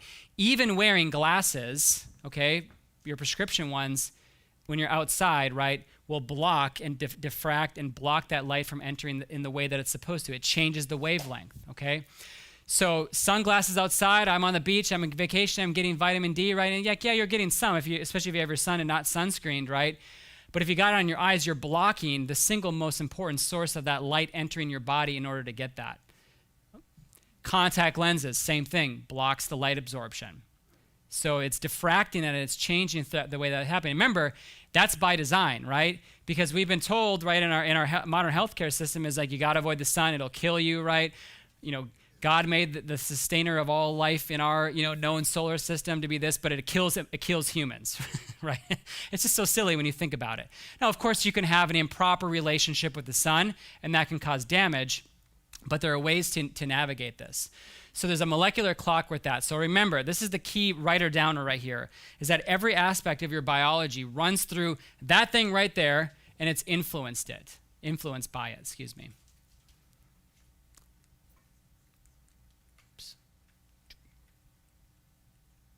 All right, so here are the action steps. So I want you to begin to think of your sun or your light exposure in terms of a diet, right? You're outside, like some of us were at lunch, at the break, right? We got 10 minutes, 5 minutes, right, of like a nice salad through our eyes, okay, right? You can think about it in that terms like that. You were parked in front of a computer for 8 hours without any breaks, right? You were just eating Doritos and drinking Mountain Dew. That's what you were basically telling your brain, right? I'm going to give you guys some visuals and some metaphors for that. It does it the same way. I would even argue, the more I've studied this, is that this is even more important than your nutrition. Wow. In terms of whether you're going to be diseased when you're 80 or not, this is more important. So begin to think in terms of a light diet, right? Light, not light like light, but like light like this light, okay? So get rid of the LED bulbs in your house. That's step number one. It's so easy. Just unscrew them, throw them in the garbage, okay? And you can switch. There's ones called full spectrum, which would be like the sun there, or incandescent would be next best, although they're not great. And you have to protect your light sources, especially at nighttime. This thing right here gives off the amount of same energy as 6,000 Kelvin. All right, don't worry about that. Why that's important is 6,000 Kelvin is the same amount of light energy that the sun gives off at noon. So when you roll over in bed, you grab your phone first thing in the morning to check your text messages, your emails, your Facebooks, who won the Hurricanes game, whatever. You look at that, you literally just told your brain it's noon. You're laying in bed, it's 10 o'clock at night, watching on your phone right there, you're telling your brain it's noon. No wonder why you can't sleep, right, perfectly or great.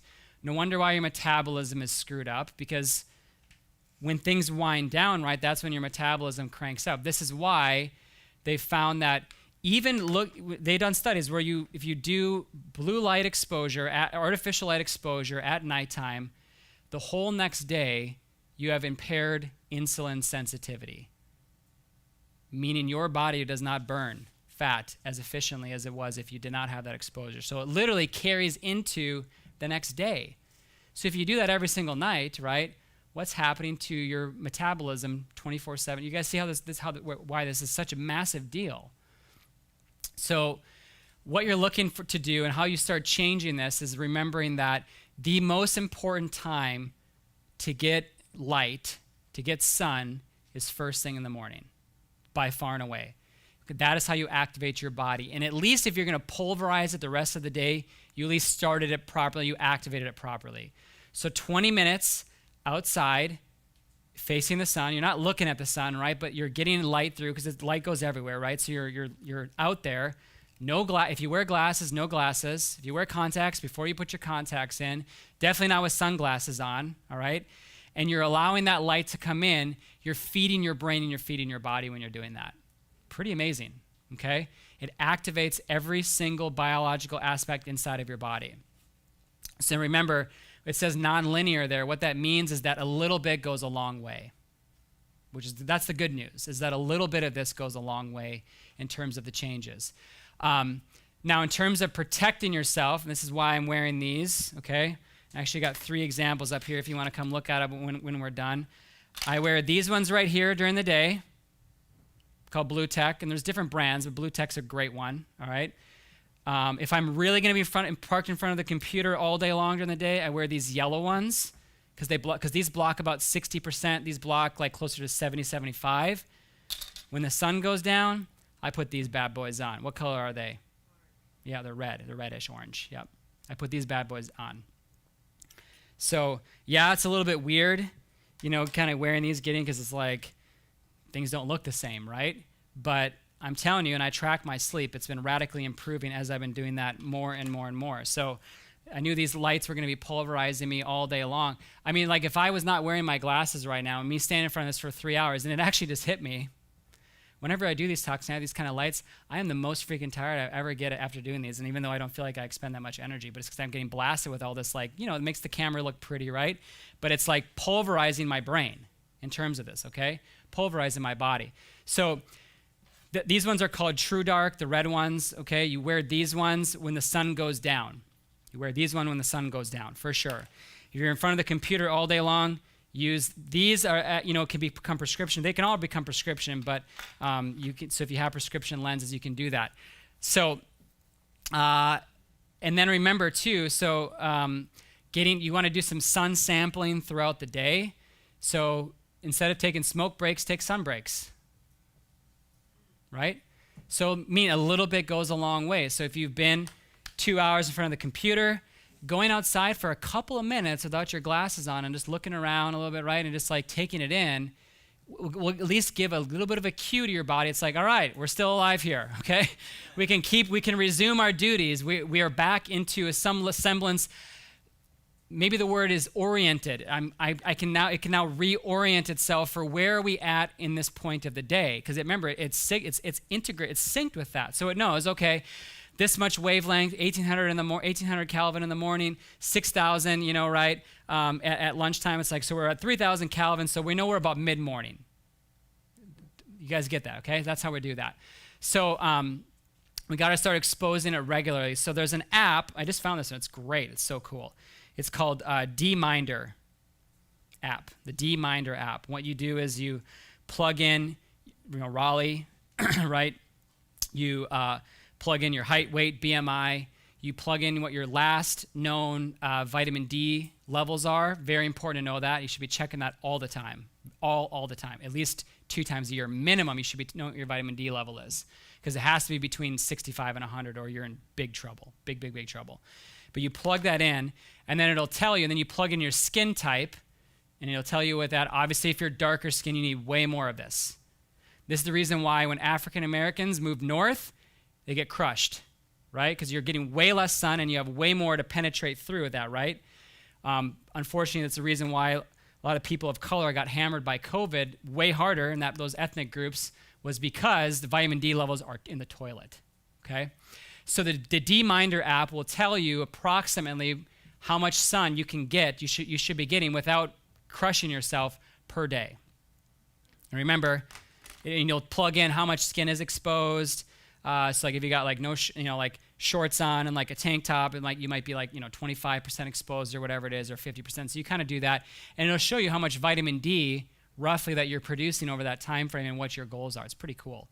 And you can develop something that's called a sun callus, excuse me. So if you get burned very easily when you go out in the sun, it's a little bit of a farce that like you're always destined to be able to do that. If you are out in the sun a little bit each and every single day, you'll develop what's called a sun callus. And I was reading stories about people that were I forget the name of the skin typing. There's 7 types there, but they were a 1, which means they basically they think about the sun and they get a sunburn, right? Being able to go in like the Riviera Maya for 8 hours with no sunscreen and get blasted all day long and get no sunburn, because they developed a sun callus. So just like if you're doing pull-ups using your hands all the time, you get calluses there, you can develop this toughness or this thickness for that. But it does take time to do this. So you have to be very smart with this. I'm not saying that, too much of this could be a bad thing, right? But to avoid it completely is ridiculous, and it's killing us. Let's see here. So 65 to 100 vitamin D level, critical to know that. You have to know that. Have to know that. Did I say you have to know that? You have to know that, all right? DHA, which is a type of omega-3, vital for this whole process too, because DHA works like a semiconductor for this kind of system in your body, this communication of light, in through there. So, there's specific types of fluid in your eye that slows light down, and there's around your optic nerve, there's DHEA, and it helps to transmit those signals to your brain efficiently. So the point is you should be eating seafood, all right? Yay, is that some good news? I don't know. Seafood. Now, you can take it in a supplement form, DHA, omega-3, right? But it's not the same. There's 3 different types of binding. When it's in a mammal, freshly eaten or freshly caught, right, it's a type 2. Supplements are usually type 1 or 3. They're very weak in absorption and utilization comparatively. So you really got to eat seafood. I hate seafood. I would probably rather die than eat seafood. However, I realized I was dying because I was not eating seafood. All right, so I'm like going to suck it up and start eating fish, okay? I went from eating, instead of gulping down 6 fish oil capsules every single morning, big fat horse ones, I'm gonna start eating some fish, I guess, because I want to live. But check this out. So this is where I started to put these pieces of my puzzle together. I showed you the picture about my tongue, right? Liver, hypothyroidism. I'm in front of a screen all the time, right? Even when I'm adjusting patients, I'm looking at a computer to see where your x-rays are before I go back. I'm under fluorescent lights in my office, right? I would go home and I would park in front of a computer under my LED bulbs in my kitchen island, right, all night long till 10 o'clock. And then I would look at my phone for 30, 45 minutes before I would go to bed. No wonder my body was freaking attacking itself. You guys see that, right? And on top of that, I never ate fish, so I had no semiconduction happening if I did get any light. No, seriously. Like I had my omega-3 levels, I had them tested. They were in the toilet. That's why I started taking the supplements, but then I did more research, and I'm like, I really got to do more than that. Supplements are kind of a good gap. We have some max omega-3s, which are a good starting place, but you really got to eat the real thing. A couple other ways you can target this is some cold thermogenesis. So taking like a cold shower or a cold bath also activates this stuff way more efficiently, okay, which is kind of cool. Part of it is how our bodies are adapted. Like the further you are, like you live north of the equator, right? the more cold exposure you have, it can compensate for like the different angles of the sun, right? So, you're in the middle, you get those rays straight down. When you're up north, they get more of the horizontal type rays of light, so you don't absorb those as easily. So God is smart, he knew what he was doing. So the further we move away from the equator, right, and you're colder, right? So the more cold exposure you have, it compensates for that. That's why, Eskimos who have that type of sun all year long, right, really have low rates of heart disease. At least the ones that are still eating their native diet have low rates of heart disease and cancer, very low, even though they never get the sun, right? And if they do, they're like covered and like they show their eyes, you know what I'm saying? And they probably are wearing sunglasses. So like God had a plan for this, and he protected us all no matter where we're at. So sun breaks, not smoke breaks. If your boss is going to give people smoke breaks, why can't you, or just pretend like you're smoking now? Like, I'm going outside, I'm going to go get my smoke break, and really you just go out there and you get some sun, okay? So there's ways around this to do this. And so sun sampling, little breaks, a little bit goes a long way. Try to get a little bit. First, that 20 minutes in the morning, remember, life and death. That's the life and death time for your life right now in your cycle, is to do that. A little bit in the morning maybe, a little bit at night. For bonus then, if you can be outside then when the sun is going down, then you fully close the loop and your body goes to bed very happy, as long as you don't go mess it up after that. So you got to remember, protect yourself outside of then what the natural exposure is going to be. So really, I get it. It's like if you're the only one at work, and you're sitting there and you got these yellow glasses and people are like, what the heck, right? I get you might be the weird one, but I'd rather be the weird and healthy one than like the normal and body dying one, right? And it's a good conversation starter too for other people. And because we need to have this, like people like, of course, we know we're being exposed to this stuff too much. Everybody knows that what we do to ourselves is not good. We know this on a core of our level, right? It's why when you go to the beach or you go out in nature, there's not a person that doesn't feel good with that, right? Part of it's the dopamine response that happens with that. But you have to make sure you're getting, remember, a little bit goes a long way, but a little bit of improper light also goes a long way at the same time too. So start protecting yourselves. It's a really, really, really, hopefully I communicated that. Did I communicate this like with enough gusto to how important it is to change this? Good. If you really want to unpack this, I can send you a couple of lectures that it's not like it's too heady, but he goes through like literally diabetes caused by this, right? Obesity caused, he goes through all the pathways, cancer, he goes through all the pathways where all this happens from light or improper light exposure. So, anyways, that's why I wear these things all the time now unless I'm outside. All right, next one is deep breathing exercises. Another one, right, so here's what's cool about this. The sun is free. It's free to all, right? You can get this easily. Guess what else is free? Oxygen. Deep breathing exercises. We know internally when you deep breathe, meaning like you fill your abdomen, not just your lungs, but you fill your belly. You're not filling your belly with air, but you're using that much force there. These are just some of the things that we know about that happens. Your stress goes down. Pain gets lessened because it helps release endorphins. Your lymphatic system works better, so you start detoxifying better. Your immune system goes up. You get better energy. Your blood pressure goes down, right? Your digestion and your posture improve. Pretty cool. So there was a study that was done back in the 70s, and what they did was they took monkeys, and what they did was they taped their noses closed for 6 months. So they could only breathe through their mouth for 6 months, okay? So they took healthy, normal monkeys. 6 months, they went back and retested them. Their face is caved inward. Their whole dental structure completely morphed and changed, right? Talking like teeth were going everywhere just within 6 months of this. They were sicker. They were more depressed, lethargic, right? All because they could not breathe just through their nose for 6 months. Isn't that crazy? So when you think about things like snoring, sleep apnea, all these issues that are going on, it's because your freaking faces are deformed because you've been breathing through your mouth and not through your nose. The hard palate begins to soften and sag, right, when you're not using your nasal passageways to suck air in through that. And think about it kind of lifts it up when you do that. So as that sags down, your epiglottis then begins to sag back into your throat, right? So now you make this gross chortling noise when you're breathing at nighttime, right? Because things are too floppy in there. They're flaccid, right? So that's what that sound, you think of it now, and then you picture that. That's the sound that it makes. It's like, because things are flopping around in there, right? So you got to start working on really breathing through your nose.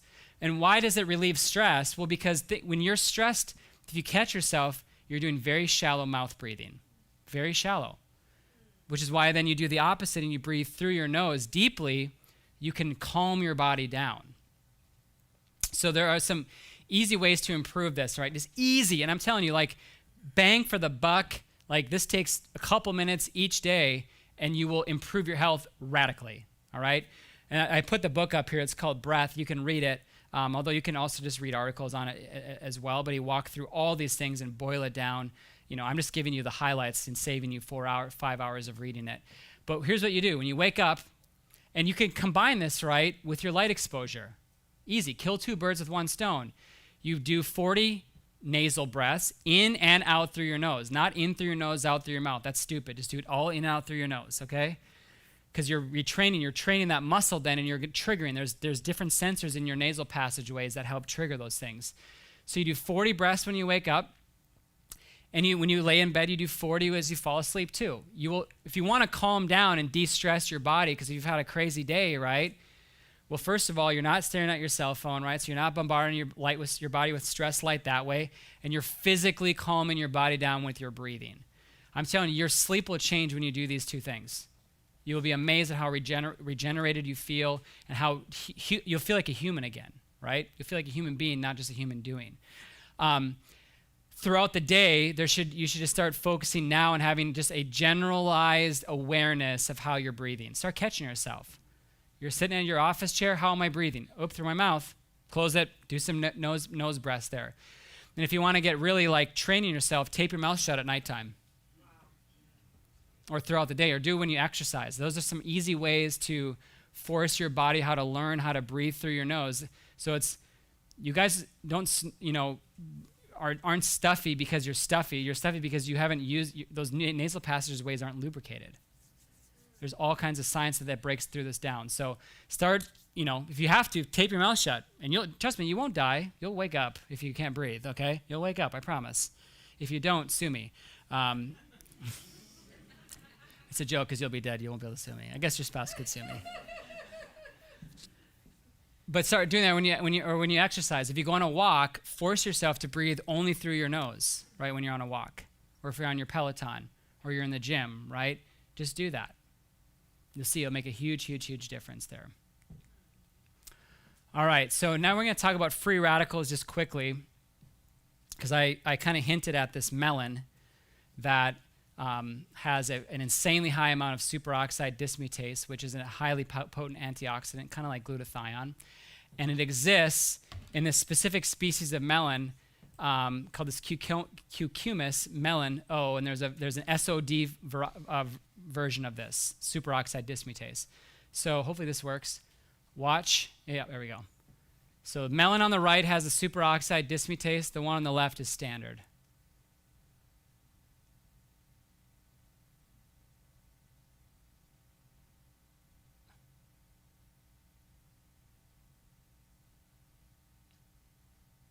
Isn't that crazy? Like it literally was preserved. It didn't rot and break down, right? Because superoxide dismutase, remember when you like bite into an apple and it begins to brown after a certain amount of time, it's oxidizing, right? Superoxide, you see how these words are kind of linking in here? Oxidize, antioxidant, helps to prevent against oxidizing or the breakdown. Because what's happening is that it's beginning to break down, right? That's why it's turning brown or it gets mushy, okay? So that's what you were seeing with that cantaloupe there, is that it had higher amounts of superoxide dismutase within it. And so there's been people, and what made me think about this is we were watching TV at nighttime with my blue light blockers on with my wife, and an infomercial came on for like Cindy Crawford's new skincare line. You guys, some of you know, you're nodding, I see you're talking about that. And what the heck did they talk about this? There's a melon extract that are in it, and they're like, this is why Cindy Crawford still looks young, and she's like 150 years old or whatever. And like, I'm like, wait a minute, that sounds really familiar. I'm like, I feel like one of our products has that in there, because I remember learning about this a long time ago, and I'm like, I gotta go check this out. And sure enough, the Daily Defense has it in there. So, and I'm like, I always knew that there was a reason why I took the daily defense every single day, and people still think like maybe that's why I still look like I'm 20. I don't know, but it has still also has N-acetylcysteine in there, which produces glutathione, which is again a free radical scavenger or an antioxidant. It's got turmeric in there, which is anti-inflammatory, right? So better than putting a chemical version of that Cindy Crawford stuff on your skin, you can eat it internally and be that way from the inside out. That's what it's all about, right?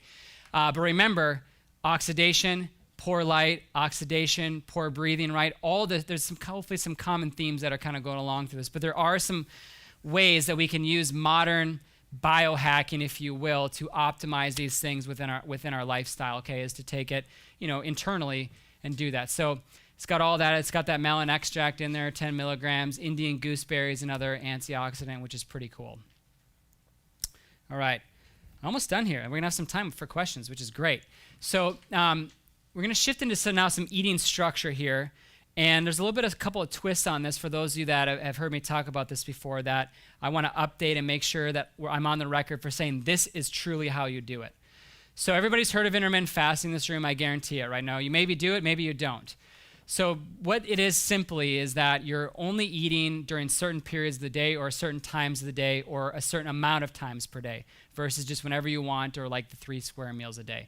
So really it's the technical term for it's called time-restricted feeding, okay? And so basically what happens is every single time you eat, insulin is secreted into your body to help you absorb, the energy from it and bring it into your cells. Every single time you eat, whether it's bad or good.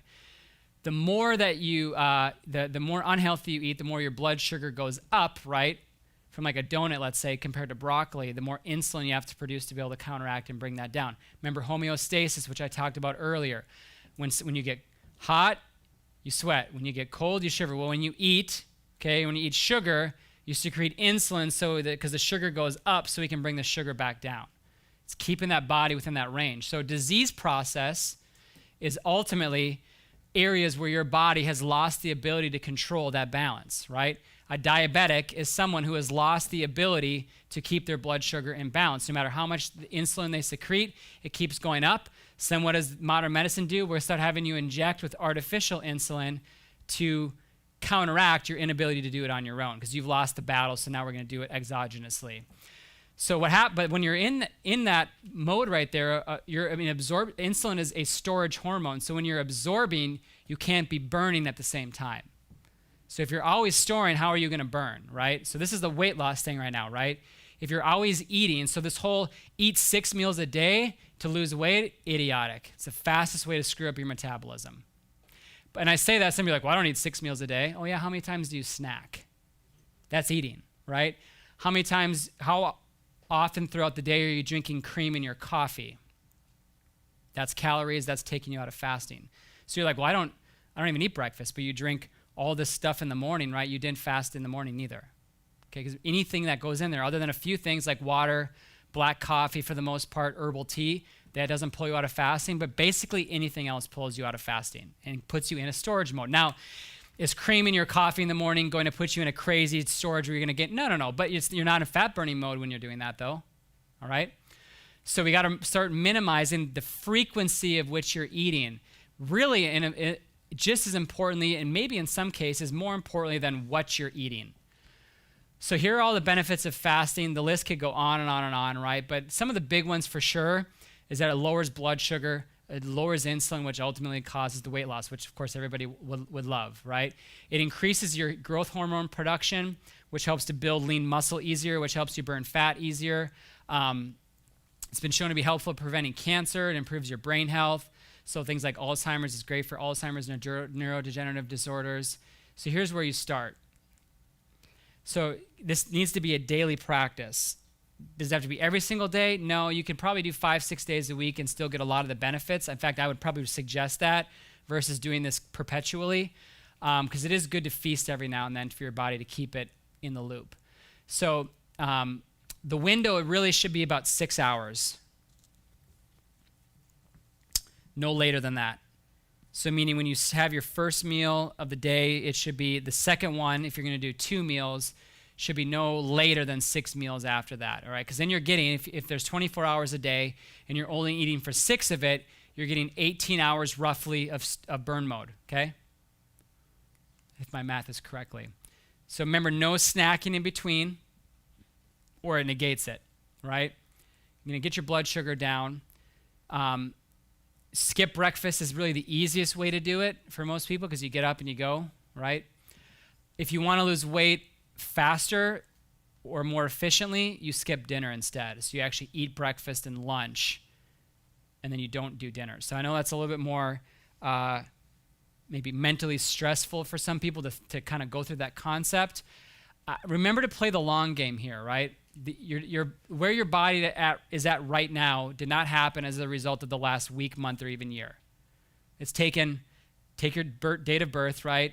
Add up how many days you've been alive. That's how long it's taken your health to get to where it is. So not that it's going to take that long to unwind it, but you have to play the long game here in terms of unwinding this thing.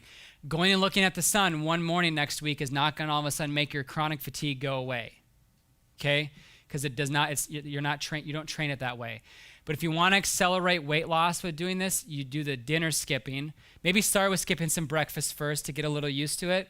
And then you drop the dinner off, because if your body does not have to expend all that energy at nighttime, right, breaking things down, it can also spend more time for repair and regeneration. So digestion, remember, E equals MC squared. Energy is being diverted to your digestive tract when it could be going to other areas to repair your hormones or other things like that. So the later you eat, truthfully, is worse. So you should be eating really no later than, I'd say like no later than 30 minutes after sundown. So kind of use the sun as your guide, right? You should be eating no later. If you're going to do breakfast, you should be eating no later than 30 minutes after the sun comes up. So obviously, remember, different times of the year is going to give you different structure for that. Like wintertime, right, is different. Summertime, it doesn't go dark till like 8:30, 9 o'clock. So but I would be careful with that. Like, don't be eating at 10 then. I'm just telling you, unless it's going to cause issues. So that's not a hard and fast rule, but you can use it a little bit as a guide. And then the benefits really are dependent upon proper nutrition.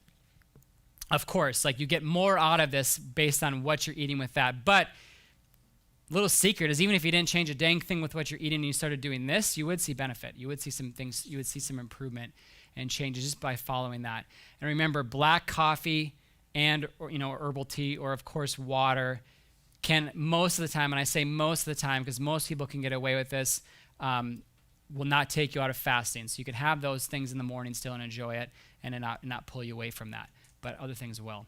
So we're going to talk about the core and the advanced plan quickly, but there are two sort of structures of eating that we have for people that, for 80 to 90% of people offer all the guidance that you really need in terms of what you should and should not be eating. So the core plan is what I would call more the slacker plan, or it's a little bit more kind of forgiving, and maybe even another way of saying it would be family friendly, because it's easy for like whole families, especially if you got young kids, to do this.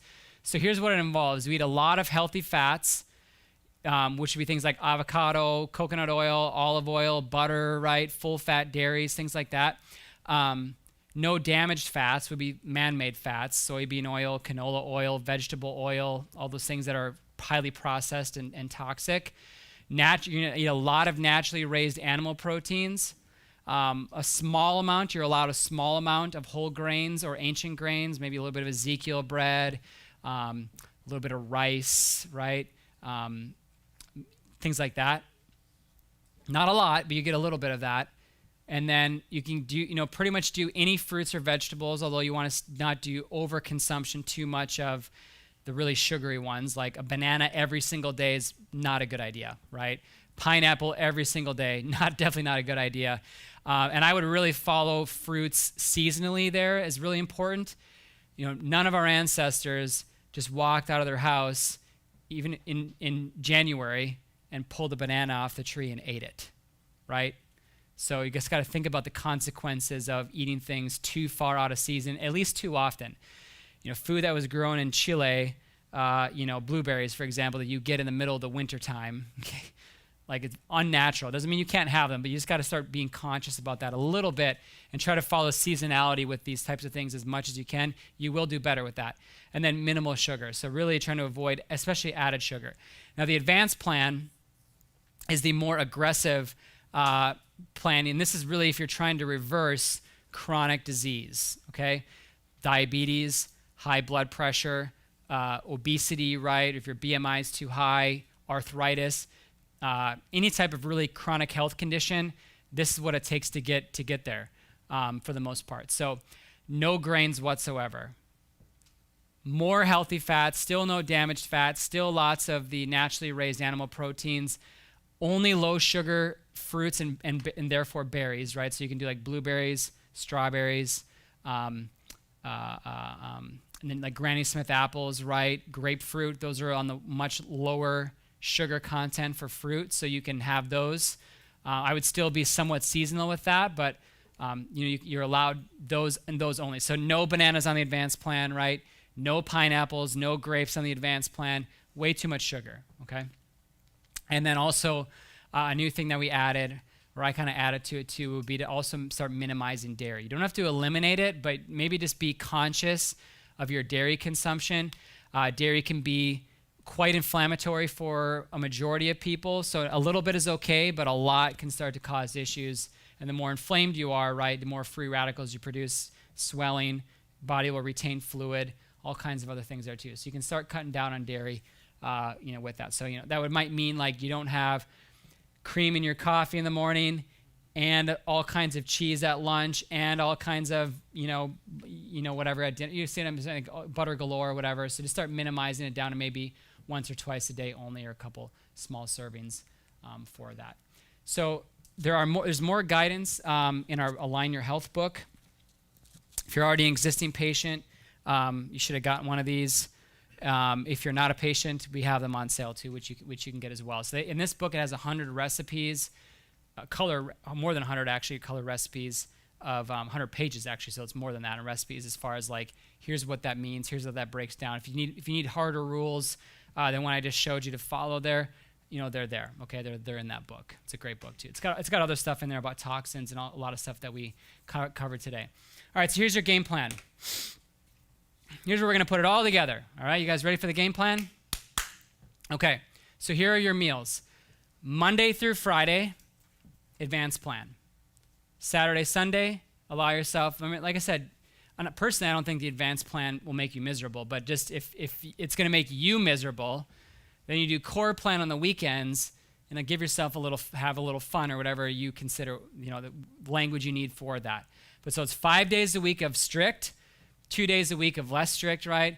You can kind of think of that in terms of like an 80-20 rule. So it doesn't have to be exactly like that, but I would look at it as like an 80-20 rule, meaning 80% of the time, you're doing amazing. 20% of the time, you're still conscious, but you're a little bit more forgiving. So if you're out to eat, right, just have whatever, enjoy it, right? Maybe don't be stupid, but like have some fun. Then you get back on track. You got to move your body at least 3 times a week, all right? Move your body at least 3 times a week. That might mean walking for some of you to start off. That might mean burpees for some of you who've been going into this. But you got to move your body intentionally 3 times a week. Remember, energy in life is energy in motion, right? So if you are not in motion, right, that's why there's probably less life inside of your body. A disciplined mindset. We call that the big why. And I normally start off talking about this, but I wanted to do it at the end because sometimes the stuff that I talk about in the end, you don't remember. You remember the stuff I talk about at the end. So the big why really is because if you have a big enough why, you can endure any how or any what or any of those things. So the why is, why am I here? Why am I on the planet Earth right now? What is my purpose? Not what do you do. Your job is what you do, but what is your purpose? And that might mean like, so my job is a stay-at-home mom. And that's your job. Your purpose is to, raise healthy, happy, God-fearing children. That's your purpose. That's not what you do. We're talking about why you do it, all right? That is what you anchor to in terms of, and this makes the whole engine go, because if you have a big enough why, implementing all of these things or a large chunk of these things that we talked about today is a lot easier because you have skin in the game and you have a reason to do it. Family's a great, of course, I mean, I think everybody is going to have that as a motivating factor to some degree. Your faith and your spirituality. What is the vision for your life? Do you see yourself at 85 years old still walking in the beach and enjoying life, no walker, no cane, no pain, or no limited function? Or maybe you see yourself breaking down because your parents did, right? You see yourself in a nursing home.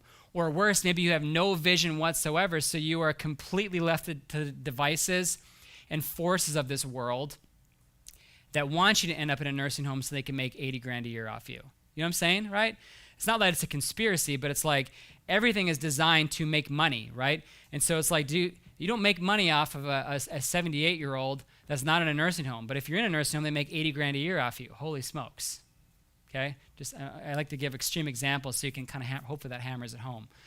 Reducing toxins. So we talked about a bunch today in sort of various forms. We got reducing glyphosate, getting the organic foods from that list right there, which I will send out today, I promise, all right? Or tomorrow, because I'll probably take a little bit of a break. So reducing that, getting rid of, mitigating some EMF sources in your life, right? Maybe you shut your Wi-Fi router off at nighttime. What a concept, right? Maybe sleep a little bit better, protect your sleep cave.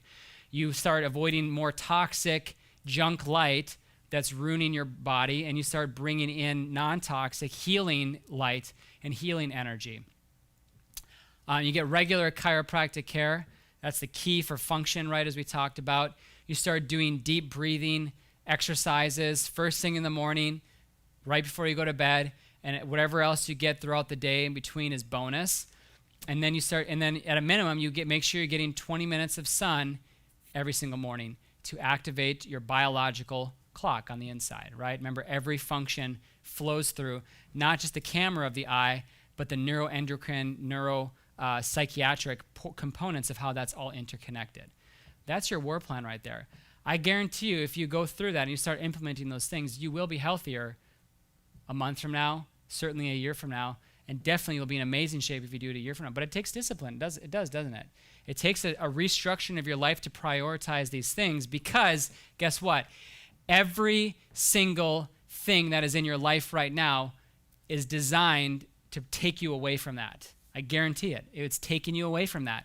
This is taking you away, right, from getting sun in the morning. Instead, you're looking at this, right?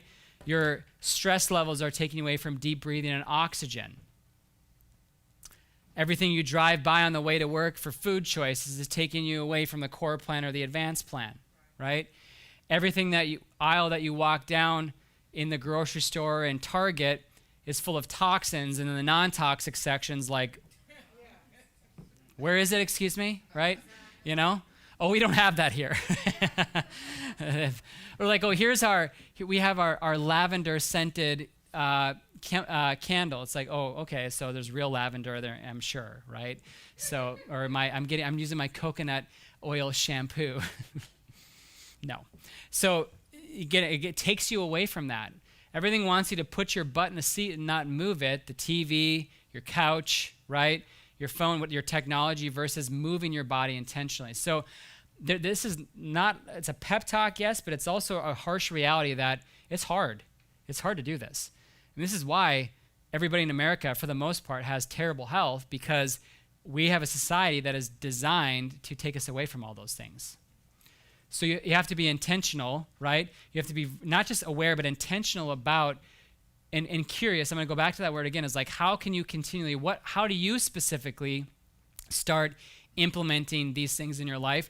I mean, I gave you kind of some ideas on that, but that doesn't mean that's the only way to do it. Okay, so you start working on implementing these things in your life, and you will get better. So let's finish with just a few minutes of Q&A, just for the sake of everybody. I'm done early, but I would like to do maybe 5, 10, 15 minutes, and we'll still get out of here early then. So questions, raise your hand, and we'll go from there. Yeah, Nate? Supplements with fasting, good question. I would recommend not.